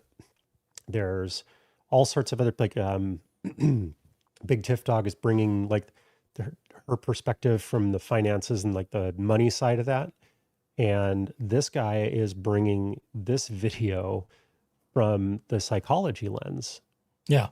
So I don't think that this can just be written off as some rando making comments. Like, and I know that he's not being diagnostic in this whole thing or anything else, but like, these comments and the things that he's bringing up carry some weight because of that For sure. expertise. This is the psychological side to Jack Fox's analyzing words. And are they deceptive? What do they mean? This is, Sure. I see it well, maybe it's a different coin. I don't know. I actually kind of see it as another side of the same coin, and because we don't know these people in real life, thank God. I wouldn't want to be their neighbors, quite frankly, but Fuck no. we see their words and their actions, and with enough information and through various studies and through various professional lenses, we can figure out who these people are inside and out, which I think is fascinating. That's why I love it so much. That's why I'm talking about it. Caro says, I used to think Ron didn't know anything, but that's definitely not the case. The entire family down to the son-in-law are all in on this. Yes, and I realized that, Caro, as soon as the information that Sarah and Christian were on the mortgage stuff and the HELOCs. I went, they're in their, if they're covering for their parents' financial sins, they're in up to their necks as well. Well, Which, it's their own stupidity. But we are talking about a very dysfunctional family, folks. The Owens family is about as messy as I think they get. It I don't could know get many worse. others. I could think of ways it could get worse, but I don't think I'll mention those at this time because I don't want to be a downer. I'm trying to think if I know any families that are like, if I know any families personally in my life that are This messy? This messy. I can think of some, but unfortunately, they involve things like child abuse Well- of the worst kind. Yeah. This is a little bit different flavor because, with Ron's radio career, they're a little more high profile than your average bear. Mhm. And as far as we know, hopefully, I hope there's not some lingering abuse history that's, metastasized into some of these things. But I Ooh, keep that would saying be things like bad. this tend to be indicative of cycles of abuse. That would just not, that would not be the extra chapter in this story that I don't think anybody wants, really. No, but I could see there being a component. Again, that's not an analysis. I No. just see that as possible because, cycles of abuse get perpetuated most easily in family systems. Yep. And Especially sometimes that. sometimes Especially that. abuse is what opens the door for behaviors like this when you've got not only abusive parents, but ones who have psychological deficiencies of their own. Oh yeah, it's an amplifying effect in my unprofessional opinion. Yeah. It just adds Or more to it. multiplier. There we go. That's the It word. adds more to it. Yep. I hope that's not the case. Again, that's not a statement of fact. It's just another avenue where it could be precipitating behaviors as one has developed through childhood and adulthood. Let's see. Wallace says, "Echoes, you have an excellent vocabulary. I'm jealous. Am I using my big words today? I don't know. I'm not paying attention. Thanks, about it. Wallace. I'll just say thank you. How about that? Oh my goodness. Let's see. Okay, let's shall we carry on? I don't think we're going to get to douche canoe tonight either. present.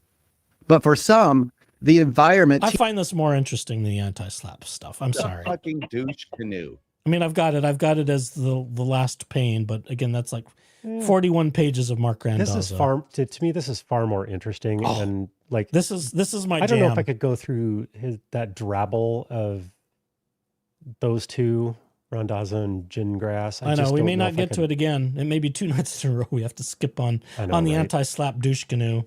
That's okay. Yep, It may all not right. be important. I don't know how many more times I want Marc Randazza to link to my channel either. That could be inviting the evil eye. I don't need the evil eye of Sauron Oh my gazing my God. direction. And these multiple Saurons that are all part of this fucking. Oh, universe, there's a but- lot of towers, and a couple of them are in Scottsdale. teaches a different, more dangerous lesson that victimhood is a currency.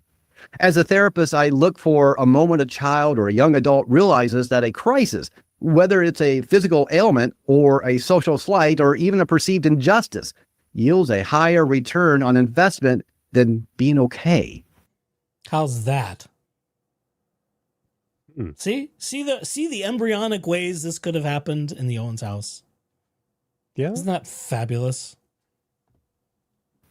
The child feels invisible until they are sick or if they only receive focused, intense emotional warmth when they are being wronged by a peer, the brain's reward system begins to pivot. This is a seed of factitious behavior. This isn't about illness or the crisis itself. And that is a diagnosis of sorts. That is a condition, factitious disorder.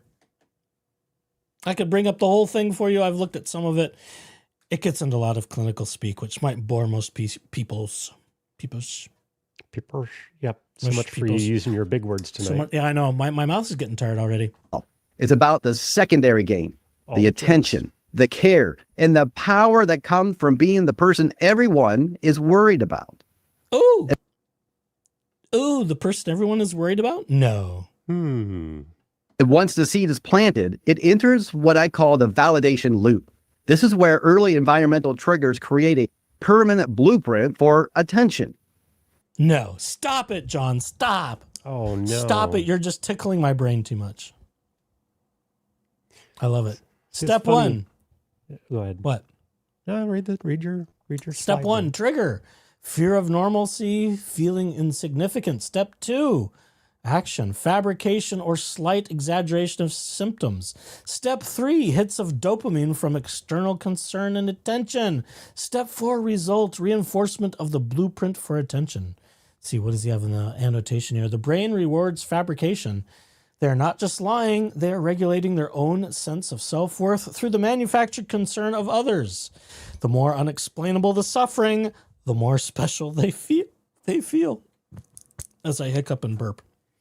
Kind of wasn't expecting that last little part there. But like what I was remarking on was this is the like opposite way that I feel with the whole with my ADHD, and looking back at my childhood and looking back at everything else. It's like I'm staying small to stay quiet, and I don't necessarily just stay out of the way and not be a target. Yeah, that's Basically. that's another potential outcome. He doesn't talk about that because this is Laura Owens, but Well, no, because she doesn't have ADHD. It's not a, I don't want to say she doesn't have ADHD, but that's just my own, what I recognize in my own childhood. And as I've learned about really stereotypical patterns of a lot of ADHD folk, it's, you learn to stay quiet and you learn to like not be a burden on people. 'Cause, Interesting. Yeah, then because you're not gonna, especially because you're probably going to fail in, and again, it's like something you conjure up in your own mind. Yet, because you try and you're trying really, really hard and you're not gonna live up to that standard, and all they're gonna sit there and do is yell at you and say like, well, why don't you just try harder? Why don't you just do better? Just do that math harder, and it's like, fuck you, I'm already doing it at like 130%. And it's still, here I am. But so I learned to just not approach that at all. So it's very interesting that it's kind of like exactly opposite of this, where I'm not like screaming for attention in the form of like I'm sick or like there's a problem or whatever. It's like exactly the opposite of that. yeah. I can think of some people with ADHD where their personality is different and they weren't diminishing themselves. Sure. So I think there's a spectrum of that based upon a number of factors, and Right. anything from personality to An environment. social situation. And like mine's a combined presentation type, so it's not just strictly about outbursts and hyperactivity, which was very common with when it was a separate diagnosis. Well, and then you could have compound When I was things younger. on top of it, like manic things. Oh, sure. even bipolar, where you could have cycling. You've got to spend a lot of time with a patient. So I'm learning, indirectly, picking these things apart. This is why counseling doesn't wham bam think me out. You don't walk into a counselor's office and in one session you've got a pill and you're good. You spend weeks and months Fuck, I wish and if that were the years case. Jesus Christ. picking things apart, because you have to get to the bottom of history, trauma, background, upbringing, sometimes genetics, especially if there's genetic history of various mental health conditions. I mean, Sure. the plate, the smorgasbord of things you have to pick through, Right. just for a personality diagnosis before you start getting into pathologies is enormous. Mm-hmm. That's why the DSM-5 is like the size of like 5 Encyclopedia Britannicas. Right. It's enormous. There's a lot of What, variations. 1,200 pages in the DSM-5, and there's various Yikes. supplementals for different conditions. I could take up an entire bookshelf full of diagnostic manuals for mental health. Mm-hmm. I could. Yeah. Maybe one day I will. Maybe. And I think at that point I need to get a PhD and outdo my family. I want to there be a you go. doctor. Well, sort of a doctor, but not really a PhD. Not an MD. How with that? Imagine a young adult who experiences a minor health scare. In a typical scenario, the scare passes and life returns back to normal. But for the developing Like a pregnancy? Okay, never mind. high conflict personality, the normal is what they fear the most, because normal is where they feel insignificant. Instead, that they find that Then let's make it twin pregnancies. That makes it less normal. Oh, yeah. Maybe the next time around she'll try triplets. Oh, Clayton, I've got triplets. by slightly exaggerating the symptoms or by prolonging the recovery, the validation stays. Our brain is very adaptive. It begins to reward this fabrication with hints of dopamine. They aren't just lying, they are regulating their own sense of worth through concerns of others. Over time, though, this blueprint becomes very sophisticated. They learn which stories work and which ones don't. They learn that the more unjust or unexplainable the suffering, Like twin pregnancies and abortions? Patterns, folks. Patterns are important to flippancy notice. around the abortions and miscarriages and all that stuff too. Yes. is, the more special they become. They aren't just being a patient or a victim anymore. They're being a warrior for fighting an invisible battle. This sense of specialness is the primary fuel for the mask. As the years progress, we have seen that critical transition.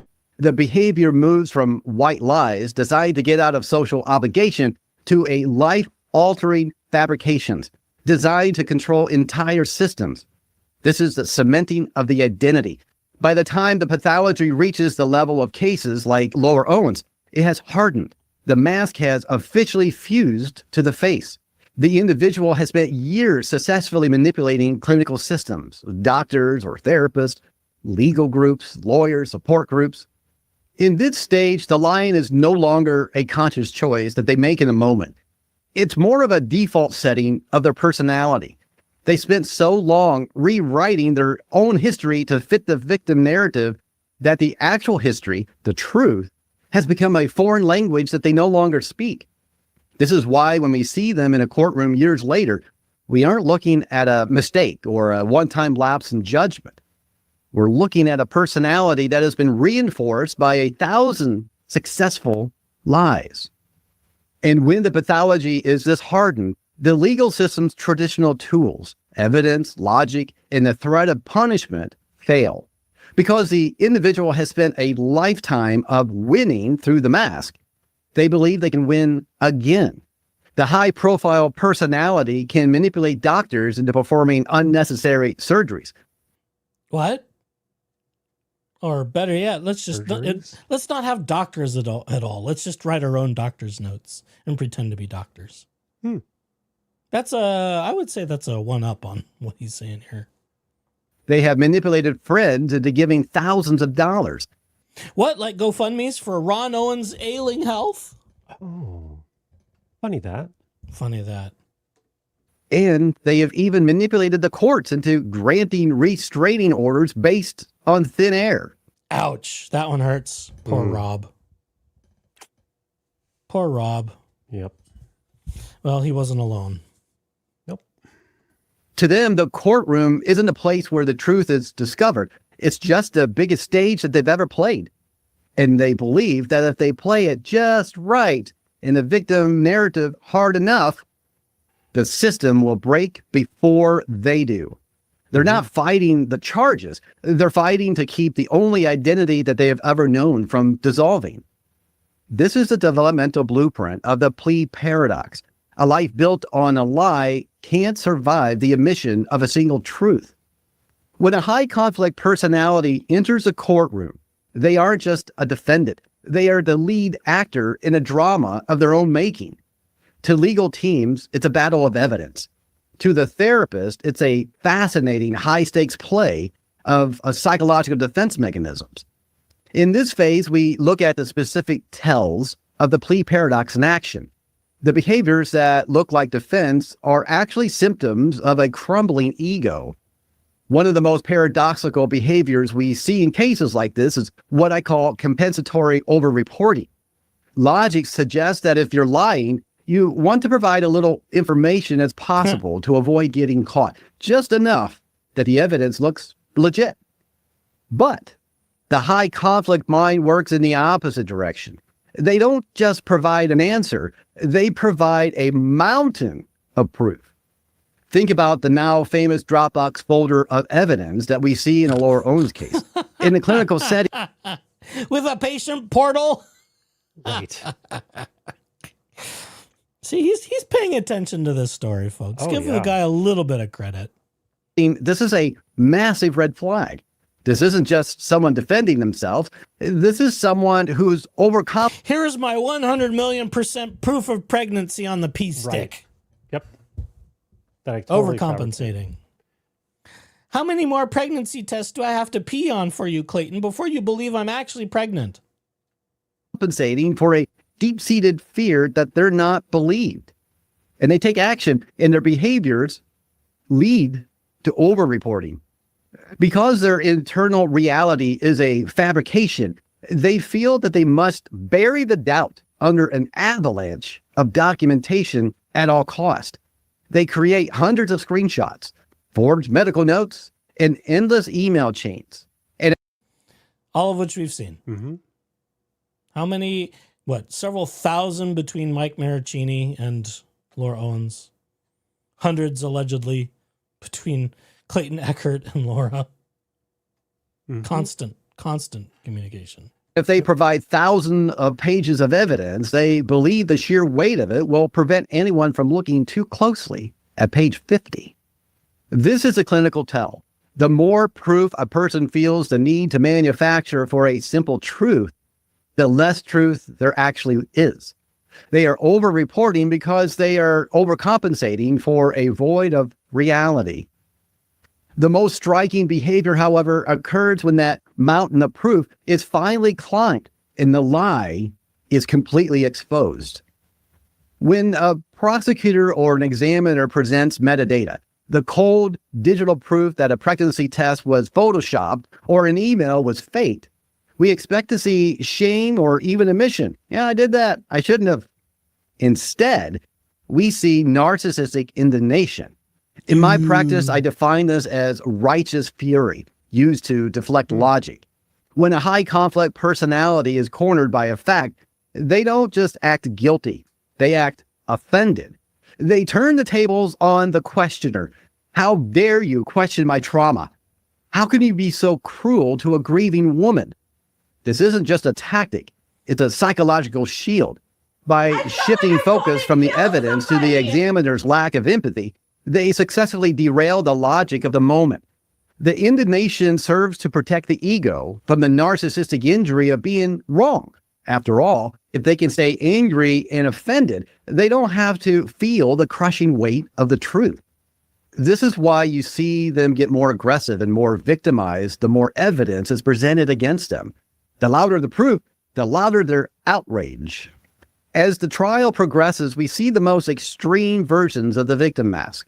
This is where we witness the tactical use of tears, the sudden medical emergency. Oh, the tactical use of crocodile tears. Steve called me a dumbass. I have no reputation, no name. We talked about the Facebook crying video too. Mm-hmm. I didn't have Yep. quite this to reference for that one, but it applies. Damn right. I could go dig it up, but I don't want to interject. He's on a roll here. I don't want to interrupt him. And that narcissistic indignation too. Holy shit. She's got it in spades. Got it in spades. I would bet in her younger years, mom was not a whole lot different. Which is why, you know, she's mommy dearest is more than willing to go suing the brother over the estate because she feels so wronged that she didn't get everything she deserves. Yeah. Still doing the victim thing. Oh, the family history here is just, it goes back. I don't know, it could go even back further to her mother. Oh, God only knows. God only knows. In the courtroom and the dramatic fainting spells or brain fog that coincidentally occur right when the cross-examination gets difficult. If the JFC crew is going to keep going on like that, I don't think I could go on any further. Well, she didn't say all that because she was, you know, having a meltdown. And then they took a break in the paternity trial, unfortunately. Deandra was on a roll. To the jury or the observer, these behaviors often look like a blatant lack of remorse or poorly acted play. As a therapist, I see something much more desperate. This is the plea paradox in its final form. The refusal to break character even when it's clearly not working. This is a desperate attempt to keep the ego from shattering. If they were to sit there calmly and admit the evidence is correct, the victim identity they've spent a lifetime building would dissolve instantly. Without the mask, who are they really? For many high conflict personalities, the answer really is nothing without it. They would literally rather be wrongfully convicted victim sitting in a prison cell than a confessed fraud walking free. This is why they never break. They aren't just performing for the judge, they are performing for themselves. They must believe their own lie in order to survive each day. In this behavioral breakdown, we see the ultimate psychological standoff. The courtroom demands accountability, and that's what they should do. But the high conflict personality is constitutionally incapable of providing it. Every medical emergency, every tear is a brick in the wall they are building between themselves and the consequences of their actions. When you watch the trial clips, don't just look for the lie. Look for the effort it takes to maintain that lie. Look for the sheer exhaustion of the compensatory over-reporting and the performance of indignation. You're watching a person fight a war against reality, a war that they're destined to lose, but one that they are psychologically unable to surrender. If the victim mask is the symptom, we now have to look at the underlying pathology. In the clinical world, we don't just call this lying. We look at a spectrum of behaviors that range from high conflict personality traits to something much more specific and rare. Factitious disorder imposed on self. To understand the plea paradox, you have to understand that for some individuals, the goal isn't just to win a legal case. It's to inhabit the role of a patient or the victim at any cost. This is where the tragedy of the Laura Owens case meets the clinical reality of the human mind. In factitious disorder, historically known as Munchausen syndrome, the person acts as if they have a physical or mental illness when they are not really sick. But here's the key distinction that most people miss. They aren't necessarily doing it for a clear external reward like money or even insurance. That would be malingering. They're doing it for an internal reward of being the sick person or the victim. When we look at the evidence in the Owens file, the claims of pregnancy, the complicated medical narratives, the alleged crisis, we aren't just seeing a legal defense building. We're seeing a clinical compulsion. For someone with this disorder, the lie is like a drug. Every time a doctor runs a test based on a false symptom, the lawyer files a motion based on a fabricated injury, the individual gets a hit of validation. It's like they feel seen. They feel really important. And they feel in control of a world that likely feels very chaotic to them. Taking a plea deal would mean detoxing from a drug of that attention. It would mean admitting that the crises weren't really real, which would cut off the very source of their psychological survival. We often see this factitious behavior overlapping with cluster B personality disorders, specifically borderline and narcissistic traits. But again here, this is my speculation. It's not a diagnosis of anyone, especially with Laura. We're just looking at history, her behaviors, and the things that she said. This is where a high conflict part of the equation becomes explosive. In a narcissistic structure, the individual has an inflated sense of self-importance and a deep need for excessive attention. But they also have a fragile ego at the same time that really can't handle shame. If you combine factitious compulsion, the need to be a victim, with a narcissistic defense, which is the inability to handle shame, you create this plea paradox. To admit they lied is the face of the ultimate shame. It's being seen as pathetic or fraudulent instead of tragic and heroic, or the victim. To avoid that shame, the mind will literally rewrite reality. They aren't just lying to the judge. They have successfully lied to themselves.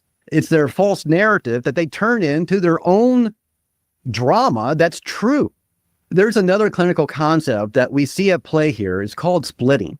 This is a defense mechanism where I like this one too. Uh-huh. Because this 'cause you like describes a your number of evil people voice. I know. Yeah. Absolutes. Only a Sith deals in absolutes.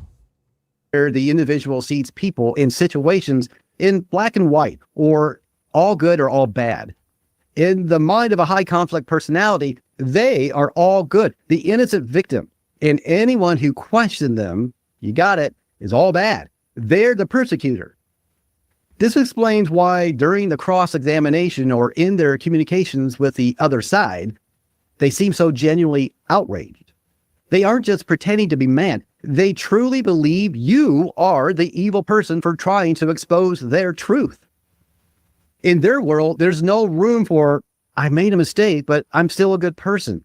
There's only, I'm the perfect victim. Since they can't be the monster, they must remain the victim, no matter how much evidence is piled against them. This is the most sobering part of this clinical file. Most people ask, why doesn't she just go to therapy, get help, talk to a professional? But as an LPC, I can tell you that this specific combination of factitious behavior and high conflict traits, it's one of the most difficult to treat in the world. Why? The brain is a master of self-deception in all of us. We all have a narrative that tells ourselves about why we are the good guy in our own stories. So when the evidence of your life contradicts the story you tell yourself, the individual doesn't see their lying as a problem. They see the people catching them as the problem. And that's what I see a lot in my therapy practice. If people come to me and they're honest and they get really real and they struggle and they share remorse, they share shame, these real emotions, then we have something to work with. We can get somewhere. But when clients come to me and say, I don't have a problem, the other people in my life do. So I'm coming to see you because of other people's problems. Which one would you like to guess Laura Owens would be falling into? Everybody else is the problem. I will assume that would be the response. It's not me, it's Clayton Eckert. It's not me, it's Craig Gillespie. It's not me, it's Mike Maricini. It's all the JFC people. It's everybody but me. Yeah, I saw similar things with my stepsister. It's not me with the problem, it's everybody else. Mm-hmm. I've seen that in other people who've crossed my path, and many of them I avoid these days. Well, yeah, because we don't. That's not the type of vortex we all want to be sucked down into. No, because it's a crazy vortex, to use vernacular. Mm-hmm. That is a red flag to me. They use Me too. Those are red flags. Mm-hmm. therapy not to heal, wavy but as red another flags. stage to perform the victim mask. They'll sit in the therapist's office and spend the entire session compensatory over reporting their trauma. A little bit too much going on there, looking for the therapist to validate their lie. If the therapist Like someone who claimed to be Laura's doctor that showed up to a hearing. A PhD, but was a nurse, allegedly. I wonder what was being overreported to her. Colleen, what's her name? challenges them, the therapist becomes all bad, and the individual moves on to the next audience member. I've had this happen in real time in my sessions, and it's very difficult to work on. When you understand these clinical layers, you realize the courtroom is the inevitable conclusion of this pathology. It's the only place left where the mask can be tested. For years, they may have successfully managed the small stages, like their friends, family, and even medical professionals. But the legal system is different. It uses objective evidence, metadata, location tracking, bank records. That doesn't care about the victim mask. The plea paradox is the final stand of the mind that has run out of stages. They will stand in that courtroom staring at the digital proof of their deception, and they will hold on to the mask until the very last second. But you didn't check the Planned Parenthood in Los Angeles on the day of Right. trial. And if it's not the Los Angeles one, it's some other one. And if it's not that one, then it's another one. Uh-huh. It's a never-ending cycle. Not because they think they'll win, but because without the mask, they don't know how to even exist. As we close this clinical file on the plea paradox, we have to move beyond the courtroom. While the legal system will eventually deliver the verdict on Laura Owens' case, the psychological verdict is something you'll likely have to deal with in your own life. It's a masterclass in the most difficult reality of human pathology. The fact that truth is not a universal cure. In our daily lives, we operate on a fundamental assumption that humans are rational actors. At least most of them are. We believe that if we just present enough evidence, if we show the text messages, the bank statements, the metadata, the other person will eventually have a moment of clarity. We think that the truth will set them free. No. For most people, but for others it won't. But the hard reality of dealing with a high conflict personality is that truth is not a cure for a personality built on its rejection. When someone's entire sense of self is constructed around being a wronged party, your evidence isn't a bridge to a better relationship, it's a direct assault on their survival. As a therapist, I've seen this countless times. You can bring the receipts to a high conflict partner, a parent, or a colleague, and instead of an apology, you get a more elaborate lie. The plea paradox tells us that for these individuals, the narrative is more important than the actual reality. They aren't looking for a resolution, they're looking for a win. And in their world, a win means never having to say, I was wrong. If you find yourself in a cycle where facts are met with fury and evidence is met with even more compensatory over-reporting, you have to stop waiting for the moment of clarity. It's not coming. You can't use logic to argue someone out of a position they didn't use logic to get into in the first place. And there's the punchline. I could stop right there. Bruce probably hates that because Bruce is so logical. You can't logic your way out of something that wasn't logicked into. Do I dare finish it off? I mean, I'm sorry, John. I didn't mean to use so much all at once, but thank you. It's fucking Please, addictive. thank you. Like, God, Isn't this fabulous? it is. I mean, it's such a succinct analysis of the personality at play. Oh yeah. Right down. I mean, he could have gone back further into childhood development for me, but this is good. This is good. I mean, we'd probably need more history, more family history from her to chart that accurately, but I bet my non-degree as an armchair psychiatrist that there's something. Bruce's comment is distracting me. Oh, what is Bruce? Bruce says the value of logic and truth in this case is not to convince Laura. It is to test our own understanding and also to provide value to the audience or the general public. Fair enough, Dr. Bruce. Well, yes. But like he says, facts and logic to Laura are going to be meaningless. Right, because her facts and logic are completely skewed.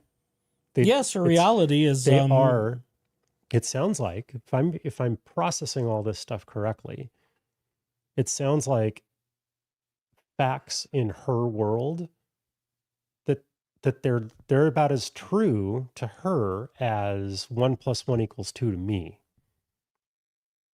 Like, it's just as truthful, even though it is absolutely not. And it's built on this idea that, like, if she or people like that start challenging or going in and wanting to undo that for reasons, that it's so detrimental to the entirety of their being that it's just the defense mechanisms, this fucking lizard brain nonsense, but like that conditioning that about who and what and all that fun stuff. It's like, yeah, it can't, it literally can't coexist in the same space. It really can't.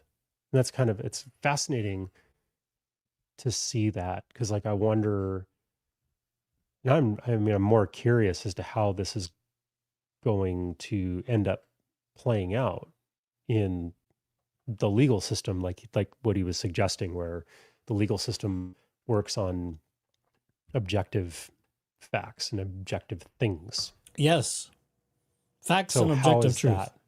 How is this going to then play itself out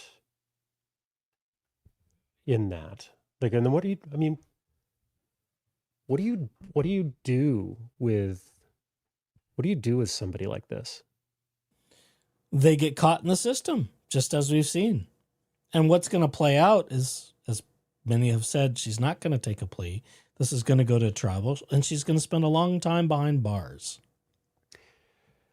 You know, and I know a lot of y'all Unless think the that she'll sentencing never- is kind to her, which would be dangerous in my That would be- opinion. that would be criminal. Because as he says, this is one of the most difficult types to even treat. If they are receptive to treatment and if they are resistant to it, you may never get there. Mm-mm. There has to 'Cause they just be dig- there they has dig to in be a little further. bit of a psychotic break to allow for that reality to shatter, and you can start rebuilding a personality and persona almost from the beginning. But Right. Because it's and do it where the person is convinced that they're safe. yeah. But you know, her staying in her usual cycles Mm-hmm. with family and so forth, she's definitely not going to get better. Something, and this is what a lot of, you know, I will share just a little bit. That one of my family members has retired from psychiatric practitioner, so I know, well, at least through what they have shared with me, some of their experiences. You know, you could fundamentally distill this down into, number one, you can't rationalize with a crazy person. Mm. I mean, that's very distilled. And the other part of that is you can't make an omelet without cracking some eggs. Because when you've got these types of personality disorders and there's the defiant component in them, or at least defiant is a different piece, but narcissistic traits where they are non-receptive, you may never get there. Yeah. You know, you get into certain classifications of schizophrenia and defiant components there, which sometimes I think mommy might have some pieces of. Because occasionally I see some defiant behavior things they're not big ones, they're not large outbursts, but when I see mom wanting to get her away, I see some defiant pushback, and I go, that's interesting. Mm-hmm. So my mind's taking little footnotes of everything I see mom do when she's not getting away. She's probably been a little bit more behaved in bankruptcy court than I've seen her in other places. But again, it's not like she's, you know, gone flying off the handle, as, you know, extremer cases can be. But I don't know. I would love a full psychoanalysis of mom Oh too. my God. Yeah. And to Deb, your question there, she won't change her ways until she feels like it benefits her to change her ways. I would say the percentage is low. And it's Very low. I'm I would say it's odds less over than under on 10% that. chance she ever changes. Yeah. Because you can't, even in situations like this, you can't force it. There's got to be the window of opportunity psychologically. And this isn't one of those things where you drug them up and you get them to be loosey-goosey and then you can do some work. You know, there are other conditions where that can be the case with certain, schizophrenia is one where I know of some situations where some drugs can be beneficial into shifting reality into a normal plane, where people realize that pigs are not purple and flying through the sky and things of that nature. right. And it's just treatment is as unique as each individual person and their case, clinically speaking. There's no one rule. There's no one path. It's not like, oh, you put her in drugs and put her in speech therapy or psychotherapy and she'll be fine. No. Every path of treatment is as individualistic as the pattern on your fingerprints. Yep. Because we're all that level of unique. I mean, even if I sit in here and talk about my ADHD, or if I talk about my experience with the church, or if I talk about my experience with corporate daddy or anything, it's like, that's all like me. That's not this. I can't. It's not going to be the same for everybody. That like, meet one person with ADHD and you've met one person with ADHD. Like, it all manifests itself very differently. There are lots of common paths, no doubt. But how I treat my ADHD is very different, because I also have the other complicating factors of anxiety and of other things and the traumas and stuff like that. So I'm not textbook, I guess, if you will, but that's... Teresa says, metal on the wrists on the way to the clank, the meltdown and screaming for mommy while being taken away to the pokey. I will bet it would be a little less performative than that at this stage. Think it'll be more quiet? I think so. Yeah. I could be wrong. I mean, she put on quite a show during the raid. Oh, yeah. But that was one of the first. I think, are we done enough with him? I think we're done with him, aren't we? I mean, there's a few more minutes, and he just kind of goes into further wrap up and explanation. Yeah, but that's cool. I think we've used enough of dear Mr. Cordray's expert analysis for now. And again, I thank him for that. I don't need a pat. And I was grateful that he was responsive, and ultimately we got permission to use some of this stuff, because I think his insights are valuable. Mm-hmm. You know, we do have people that offer psychic insights too. We have here psychological insights. So I put I don't want to be mean, but I put a little bit more weight into the science than necessarily the energies of the world, but to each their own. It's all, to me, it's all intermixed, but I'll take his That's word not over, a like, slight, reading the because stars. I like my psychic girlfriend like anybody else. Yes. That's just, we understand what resonates with us personally. This resonates with me a lot, and that's probably because I have some educational history with some of this stuff.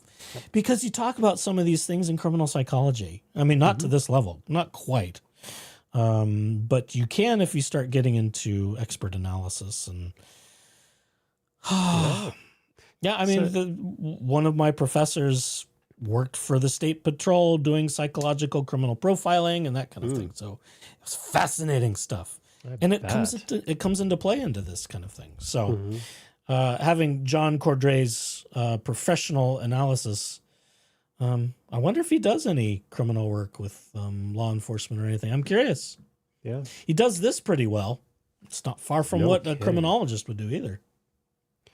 Yeah. And I mean, Deb, I understand kind of like where you're coming from with your commentary, throughout the chat and everything, of like, you wish that she would get, like, understand her perspective, her life. But it doesn't work that way. And all of that. But yeah, just like Echoes just said, it just doesn't seem like it's going to work that way for her.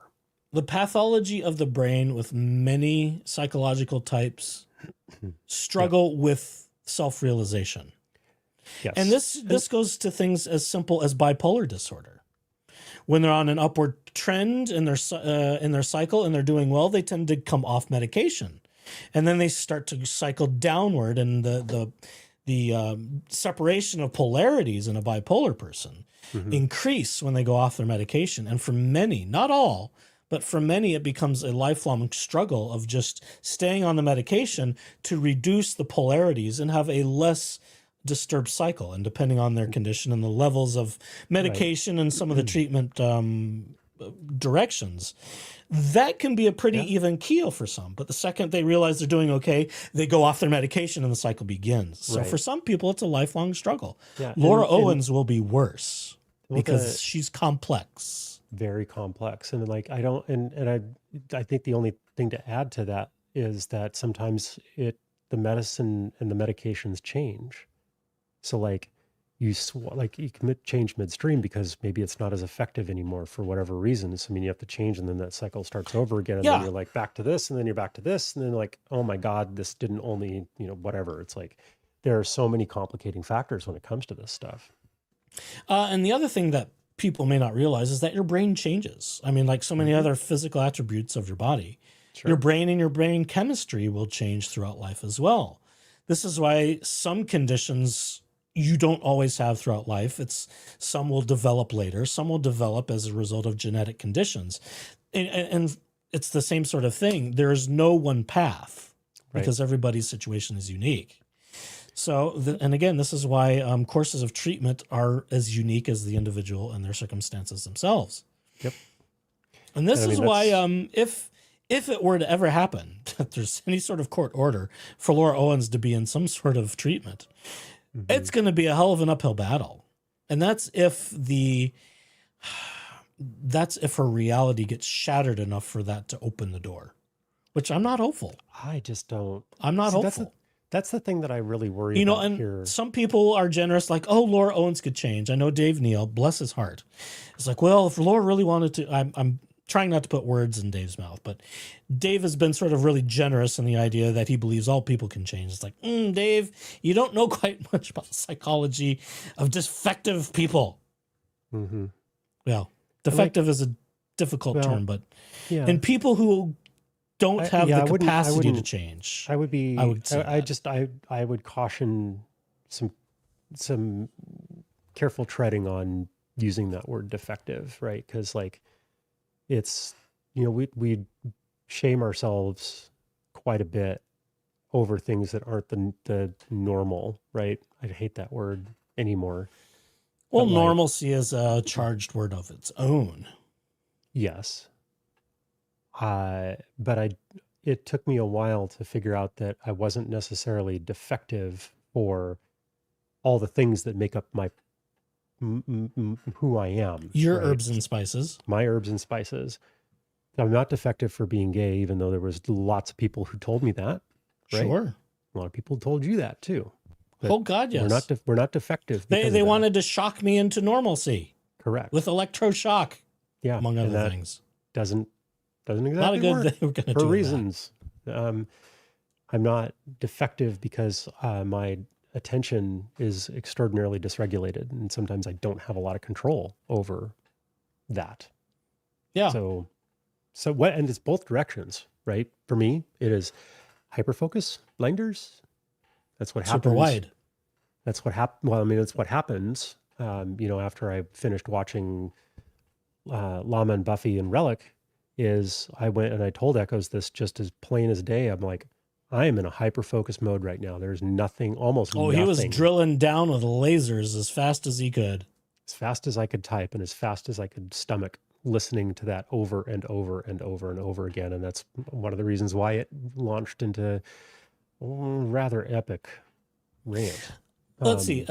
Robin says, LOL, no one is perfect. We're all defective. Well, that's one way to look at it. But what I would say, and Jeep Daddy will take it a little more personally because we know each other too well.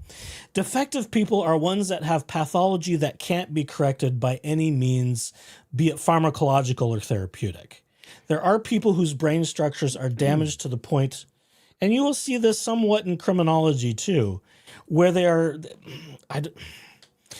we have to start talking about MRIs and CAT scans and other things where there's physical defects in the brain that cannot be fixed even with surgery. And sometimes these people commit atrocities, and there are, and this is where I want to get into a Dean Withers debate tactic where we start weighing the value of humanity. There are some people, and I kind of agree with Dean Withers in this aspect, that aren't functionally redeemable. People who are brain dead, who cannot be brought back to life, in which case they would not be clinically brain dead, are not going to be useful humans. And to assign that value is, I think, irresponsible. I'm going to get into sensitive political. That value is irresponsible? To assign a value to a life that can only survive on medical sustenance outside of their own bodies, I think is overvaluing human life. We're going to get really philosophical if we go down this rabbit hole. Are you sure you want to? Not tonight. Yeah, I We didn't can think at some so. point in the future, absolutely, because I live for this shit.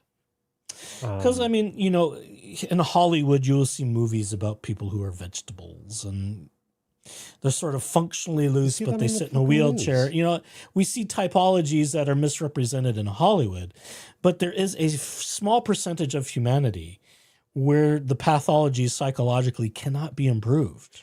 Well, I mean, Their that's quality of life stories. has a limitation. There's stories time and told over again. I mean, just look at the Hannibal Lecter series, right? Yeah. It's like the whole idea is that he was so beyond fixing that he needed to be locked away in some of the most secure facilities and gear and everything anybody could find at that time. And I don't like I can't disagree with the premise that you're coming across there, because like yes, there's a certain threshold I think that it crosses where it is that however you want to define productive member of society as a term, you know, like how are you contributing, or are you more of a detriment, you know, and it's a sliding scale, that sort of thing. I'm not using my words really great right now, but I mean, I won't completely disagree with your notion around that. Well, I'm trying to be threshold. careful not to get into ableism too far, Right. because that's a whole nother piece. Right. I know which I know gets where into you're trying to sticky. go, and you and I just know each other. We know each other too well to be doing this shit. But like, I know where you're For the like, sake of the audience, we for the sake- can. yeah, it's like you're looking at the like 95th percentile. It's of even higher than that. I would say 98th, 99th. 99th, like Because I where would say the percentile that can't is extraordinarily low, especially as science advances and we Yeah. get to the point of neurological science where things can be rewired in certain ways. I would suspect when we Sure. get into medical nanotechnology, we will see an even greater increase in brain functionality in the cases that would otherwise would be seen as lobotomy cases. Sure. Yeah. But we can't ignore ignore the fact that there is a certain small percentile that is that case where some would say a lobotomy would do them a world of good. But again, Maybe. it's a very small percentage. But Ducky asked the questions, what the hell is normal? I don't want to be normal. And I would say to you, Ducky, nobody is quote unquote normal. Yeah. Normal is It's a normal it's a for you construct. is you. Yeah. Where it gets into abnormal, I would say, is when you aren't able to care for yourself on your own. And that starts to get into gray area too, because of course, as we get older, we rely on more people to care for us. Right. But if there are certain elements of self-care or lack of self-awareness in your self-care, I would say we have to start with, do we take care of ourselves? Do we clean ourselves on occasion? That's a place to start with some normalcy, because hygiene is important. Well, there's certain Hygiene is when, important. When I went and got, because I got an insurance policy because the state mandated it to a degree, where I had to evaluate the benefit that I would get from that policy versus like the quality of life or like the critical life function things. And it's like, can you use the bathroom on your own? Can you feed yourself on your own? Can you bathe yourself on your own? Like things like that. And those were all Yeah. part of this, like they're broad categories because like that depends on your situation of whether you can feed yourself or not. Yes, and on the other end of that spectrum, Stephen Hawking, Yeah. who had an extraordinary level of care, but with an extraordinarily active brain. Mm-hmm. Thank you. See- No thanks, MK, for that. ADLs. That is correct. That's don't what I was looking. Activities of daily living. ADL. Oh, sure. Oh, look, acronyms. Things Hellville hates, acronyms. So like, I just, my fear is if the court system then doesn't step in to address this problem that is Laura, then, and there's no consequences faced for it, then how do how do we as a society then reconcile with having that person still out and doing what they do and trying to copyright strike people for things that aren't theirs, or trying to fictitiously, fuck up a guy's life, because she didn't get the With a dating frivolous contract that restraining she thought order herself and all of that stuff. Like, how is it that then we are, how will we be okay with that as a thing? Because there's a distinct possibility that she could get out of it. Hell, if the plea deal that we heard about was anywhere remotely real, she was going to serve no fucking jail time. So she would have still been, in my humble, or very little. a non-humble opinion, a fucking menace to society. So how is it then that, if it goes the way we don't want it to go, then what? She will She's still out continue there to as a fucking recommit and predator. reoffend. She's still out there, in my opinion, it will still be out there and being a fucking predator. My opinion would align with yours in that regard. Mm-hmm. Yep. And I think I'm going to hold to my opinion I expressed months and months ago about the plea deal thing. I think that when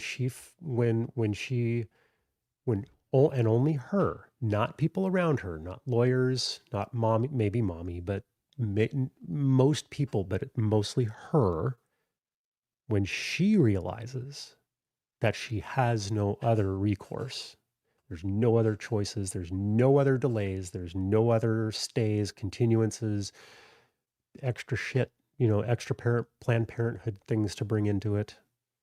That's the time in which that she'll consider the least worst path for herself, if that's even an option. I don't think it will be. I don't think it will get to that point because of what we heard from this brilliant gentleman earlier around, like, it's for her to do that would be incredibly, like, a huge thing for her to do. It would be a psychological break. Right. But maybe that's what it takes. I mean, sometimes it really takes a really fucking hard thing to happen in your life for you to, like, turn that shit around. Well, you can see that when you talk about people with substance use disorders. Yep. And even if they do hit the bottom of the barrel, it's not a guarantee that they will course correct indefinitely. They may relapse many times. Well, I can easily share that, with my bio dad, he, being an extreme alcoholic and also a smoker for most of his life, he watched other family members suffer through lung cancer and die horrid deaths. Did that stop him? Nope. Did his own health scares, his own, heart problems, whatever, like, did that stop him? Nope. Why? Oh, he was smarter than the doctors. They don't know what the fuck they're talking about. Yeah, he had some herbs and spices himself, didn't he? Yes, he did. I mean, a lot of the shit is just like, oh my God, like, how many You're like, I'm highlights can looking I into make the on mirror this? of my family. Oh my God, in some respects, yes. And I mean, it wasn't even his daughter, right? Because he basically wrote me off because I didn't accept his worldview, basically. But even when my little sister was trying to do her best to take care of him, did that change anything? Nope. And he ended up dying from some kind of heart thing alone in his travel trailer he lived in. And nobody found him for like 2-3 weeks. Hiding from civilization and society. I would say he could fall into, well, in my not professional opinion, some schizophrenic typologies. Maybe. Yeah. It's social more, avoidance. It's the paranoia. narcissistic sort of thing. He changed, like, he had to be right every fucking time with everybody, with everything. And that's just a course that he's had throughout his entire life. So that's why I'm convinced that he went undiagnosed with some degree of, like, moderate to severe narcissism. But, like, he and I heard stories from other family members too, where he basically, because of that, just chased away everybody else. They were like, "Oh fuck it, I don't want to be around this guy. He's an asshole." It's not even just like an asshole, like I'm an asshole. He was like a real one. Kimbo says, "Wait, so I'm not the only one with a severely dysfunctional family?" To which I would answer, if you know anyone who does not have a dysfunctional family, someone's hiding something. Because human beings being flawed, and often with various problems with their mental herbs and spices. Some cover it up better than others for the sake of keeping appearances. Others don't. And people Depends do a on damn the good job of situation. it, but I could tell you it comes at a pretty fucking high cost. Yeah.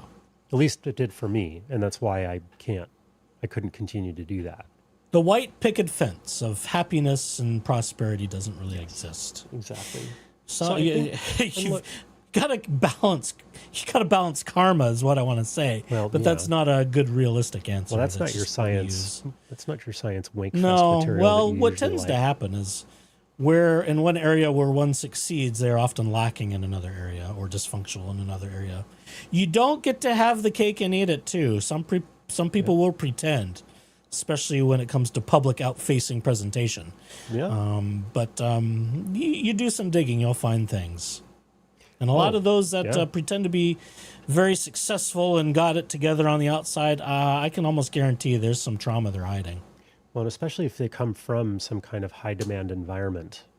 Oh, especially those. And that's not even just that. That's not even talking about the religion thing. Like, there's definitely like secular cultures that are high as fuck demanding.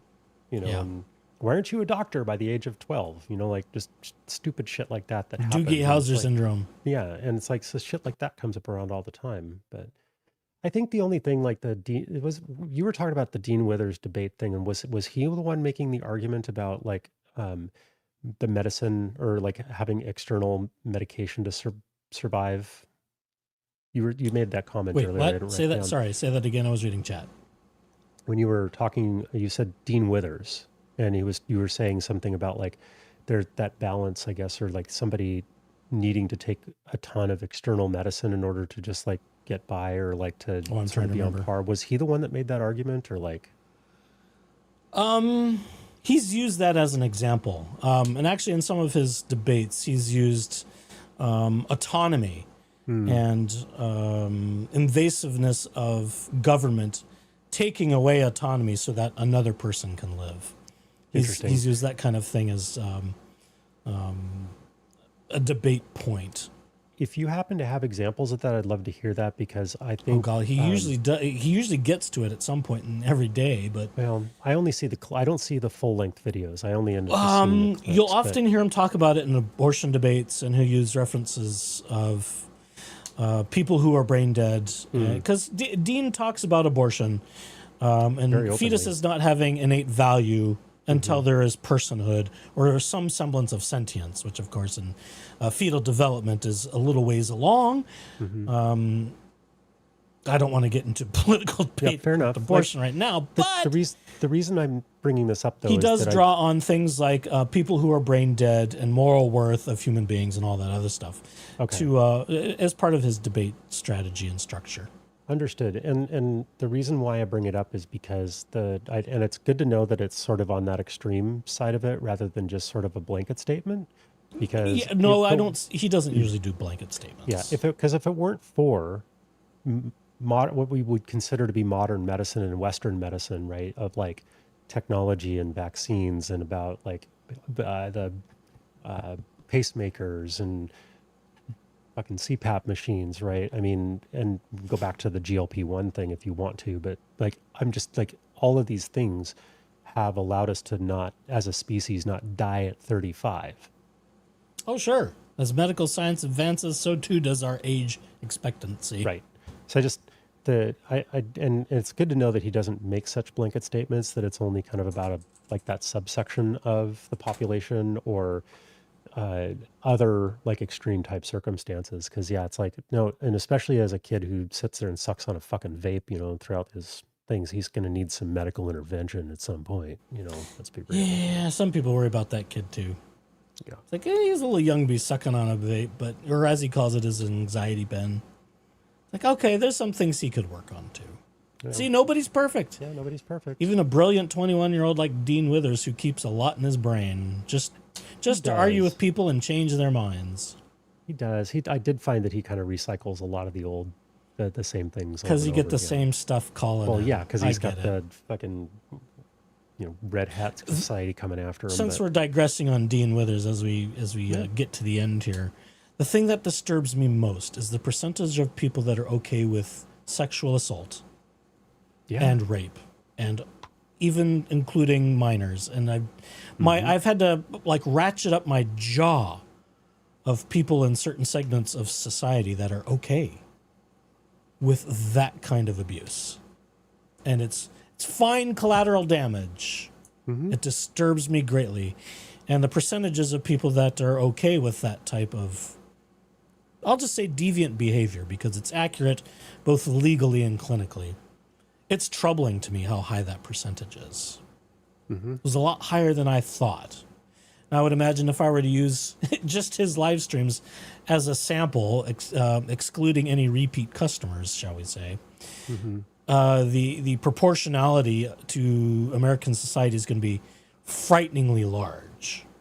But knowing this, the percentage of, well, I don't know the exact percentage of things in Mormondom where sexual abuse and assault gets covered up, it's endemic. There's an endemic piece of our society where abuse is okay.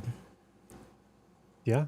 Or it's considered, well, that's just something you have to get over. Well, no, it shouldn't be continuing to begin with. But again, abuse is cyclical. And it's not unusual for abusees to become abusers. Truth. And I unfortunate wouldn't be that at least of all the bullshit that I've had to deal with in my life, I am very, very grateful that I did not have to deal with that. Yeah. Yeah. Me too. Well, at least not quite so much. I mean, things happened a little bit when I got older, but never mind. Yeah. Yeah, when I was going to say, again, I would nobody's not be perfect. surprised if we turn over all the stones in Camp Owens, if we find some abuse stones, and we go see some critters scurrying away. I would not be surprised. Yeah, me either. Because people like Laura Owens, even her mother, whoever else, they don't form in a vacuum. That They is do at not. least something that medical science has taught me. Yeah. Have we skinned the cat far enough? Probably because Filleted the fish? I'm out of liquids, and Oh, that didn't Jeep really Daddy's end well done. for me last time. So I need to go make myself some more tea and get some refill of water. So Yeah. Echoes, why don't you I play think us we out? should call it. Yep. I didn't load an outro today because Oh, you didn't? I had no idea how long this is going to go. But thanks everybody for joining Yeah, us thank for this you. evening in this little romp into the craziness of human thinking and minds. And maybe eventually we'll get to the anti-slap stuff with Douche Canoe, but I think David is riding off ever so quietly, he hopes, into the sunset. But I don't think the Bar of Arizona is going to indulge him forever in that quietness. And I think it's at some point that will come to hearing. And I suspect, well, it's my opinion at least, that he will not be hanging on to his bar card for much longer. Probably not. And I think Maybe. he's prepared for that. He's pretty much laid that It does foundation. seem like he's sort of given up on that. Yeah, and I think that's for the better. He'll try my bet is he'll try and find another grift of like going into some sort of like Consultancy. Yeah, that's not full on legal. Well, I mean, he's practicing. laid that out. Oh, law students and people can talk to me about past cases. Look, if I was one of his clients and he was telling my dirty choice. stories out like that, I'd be fucking pissed. But It's a choice. it's But I hope Gin David like you drink gets and his, grass like you mow. there you go. I hope David gets his own treatment and gets himself squared away, so to speak. Both in all of his issues and in his substance uses and whatever other skeletons he may have in the closet. And deals with them right and proper and becomes a better person. Because in the end, that's what humanity should do, yes. is evolve and become better. Otherwise, we're devolving. And, well, then at that point, we may as well just hope we go the way of dinosaurs. Otherwise, Gene Roddenberry's fantasy of exploring the stars will never come to pass. Yeah, it'll be one more hyper capitalized sort of conquest to be had. Yeah. But all right, everybody, thanks for joining us again. Be sure to hit the like and subscribe, the notification bell to the replay crew if you'd be so kind as to hit the hype button. Yes, we are monetized enough where we do have a hype button, and to which we're grateful. Even use your partner's devices to send us some more hypes. Sign up for multiple accounts, hit all the hypes. It's fine. Well, that you've got to work the algorithm however you need to work it. And we thank you and please and thank you. Yeah, all the good things. So until next time, everybody, whenever that may be, because, we're not consistent around here. I do it on a whim, and I just drag Jeep Daddy along just because, Sometimes he's nice and gives me more than 24 hours notice. Yeah, I know. This one was a little more prepared. 6. Because I knew after I heard John's videos, like, we've got to do it, and I want to talk about this. Because this is good stuff. Brain stuff is good stuff, and why the hell am I not changing careers already? Yeah. Oh, that's a whole nother analysis. We'll have another conversation about that. So until then, folks,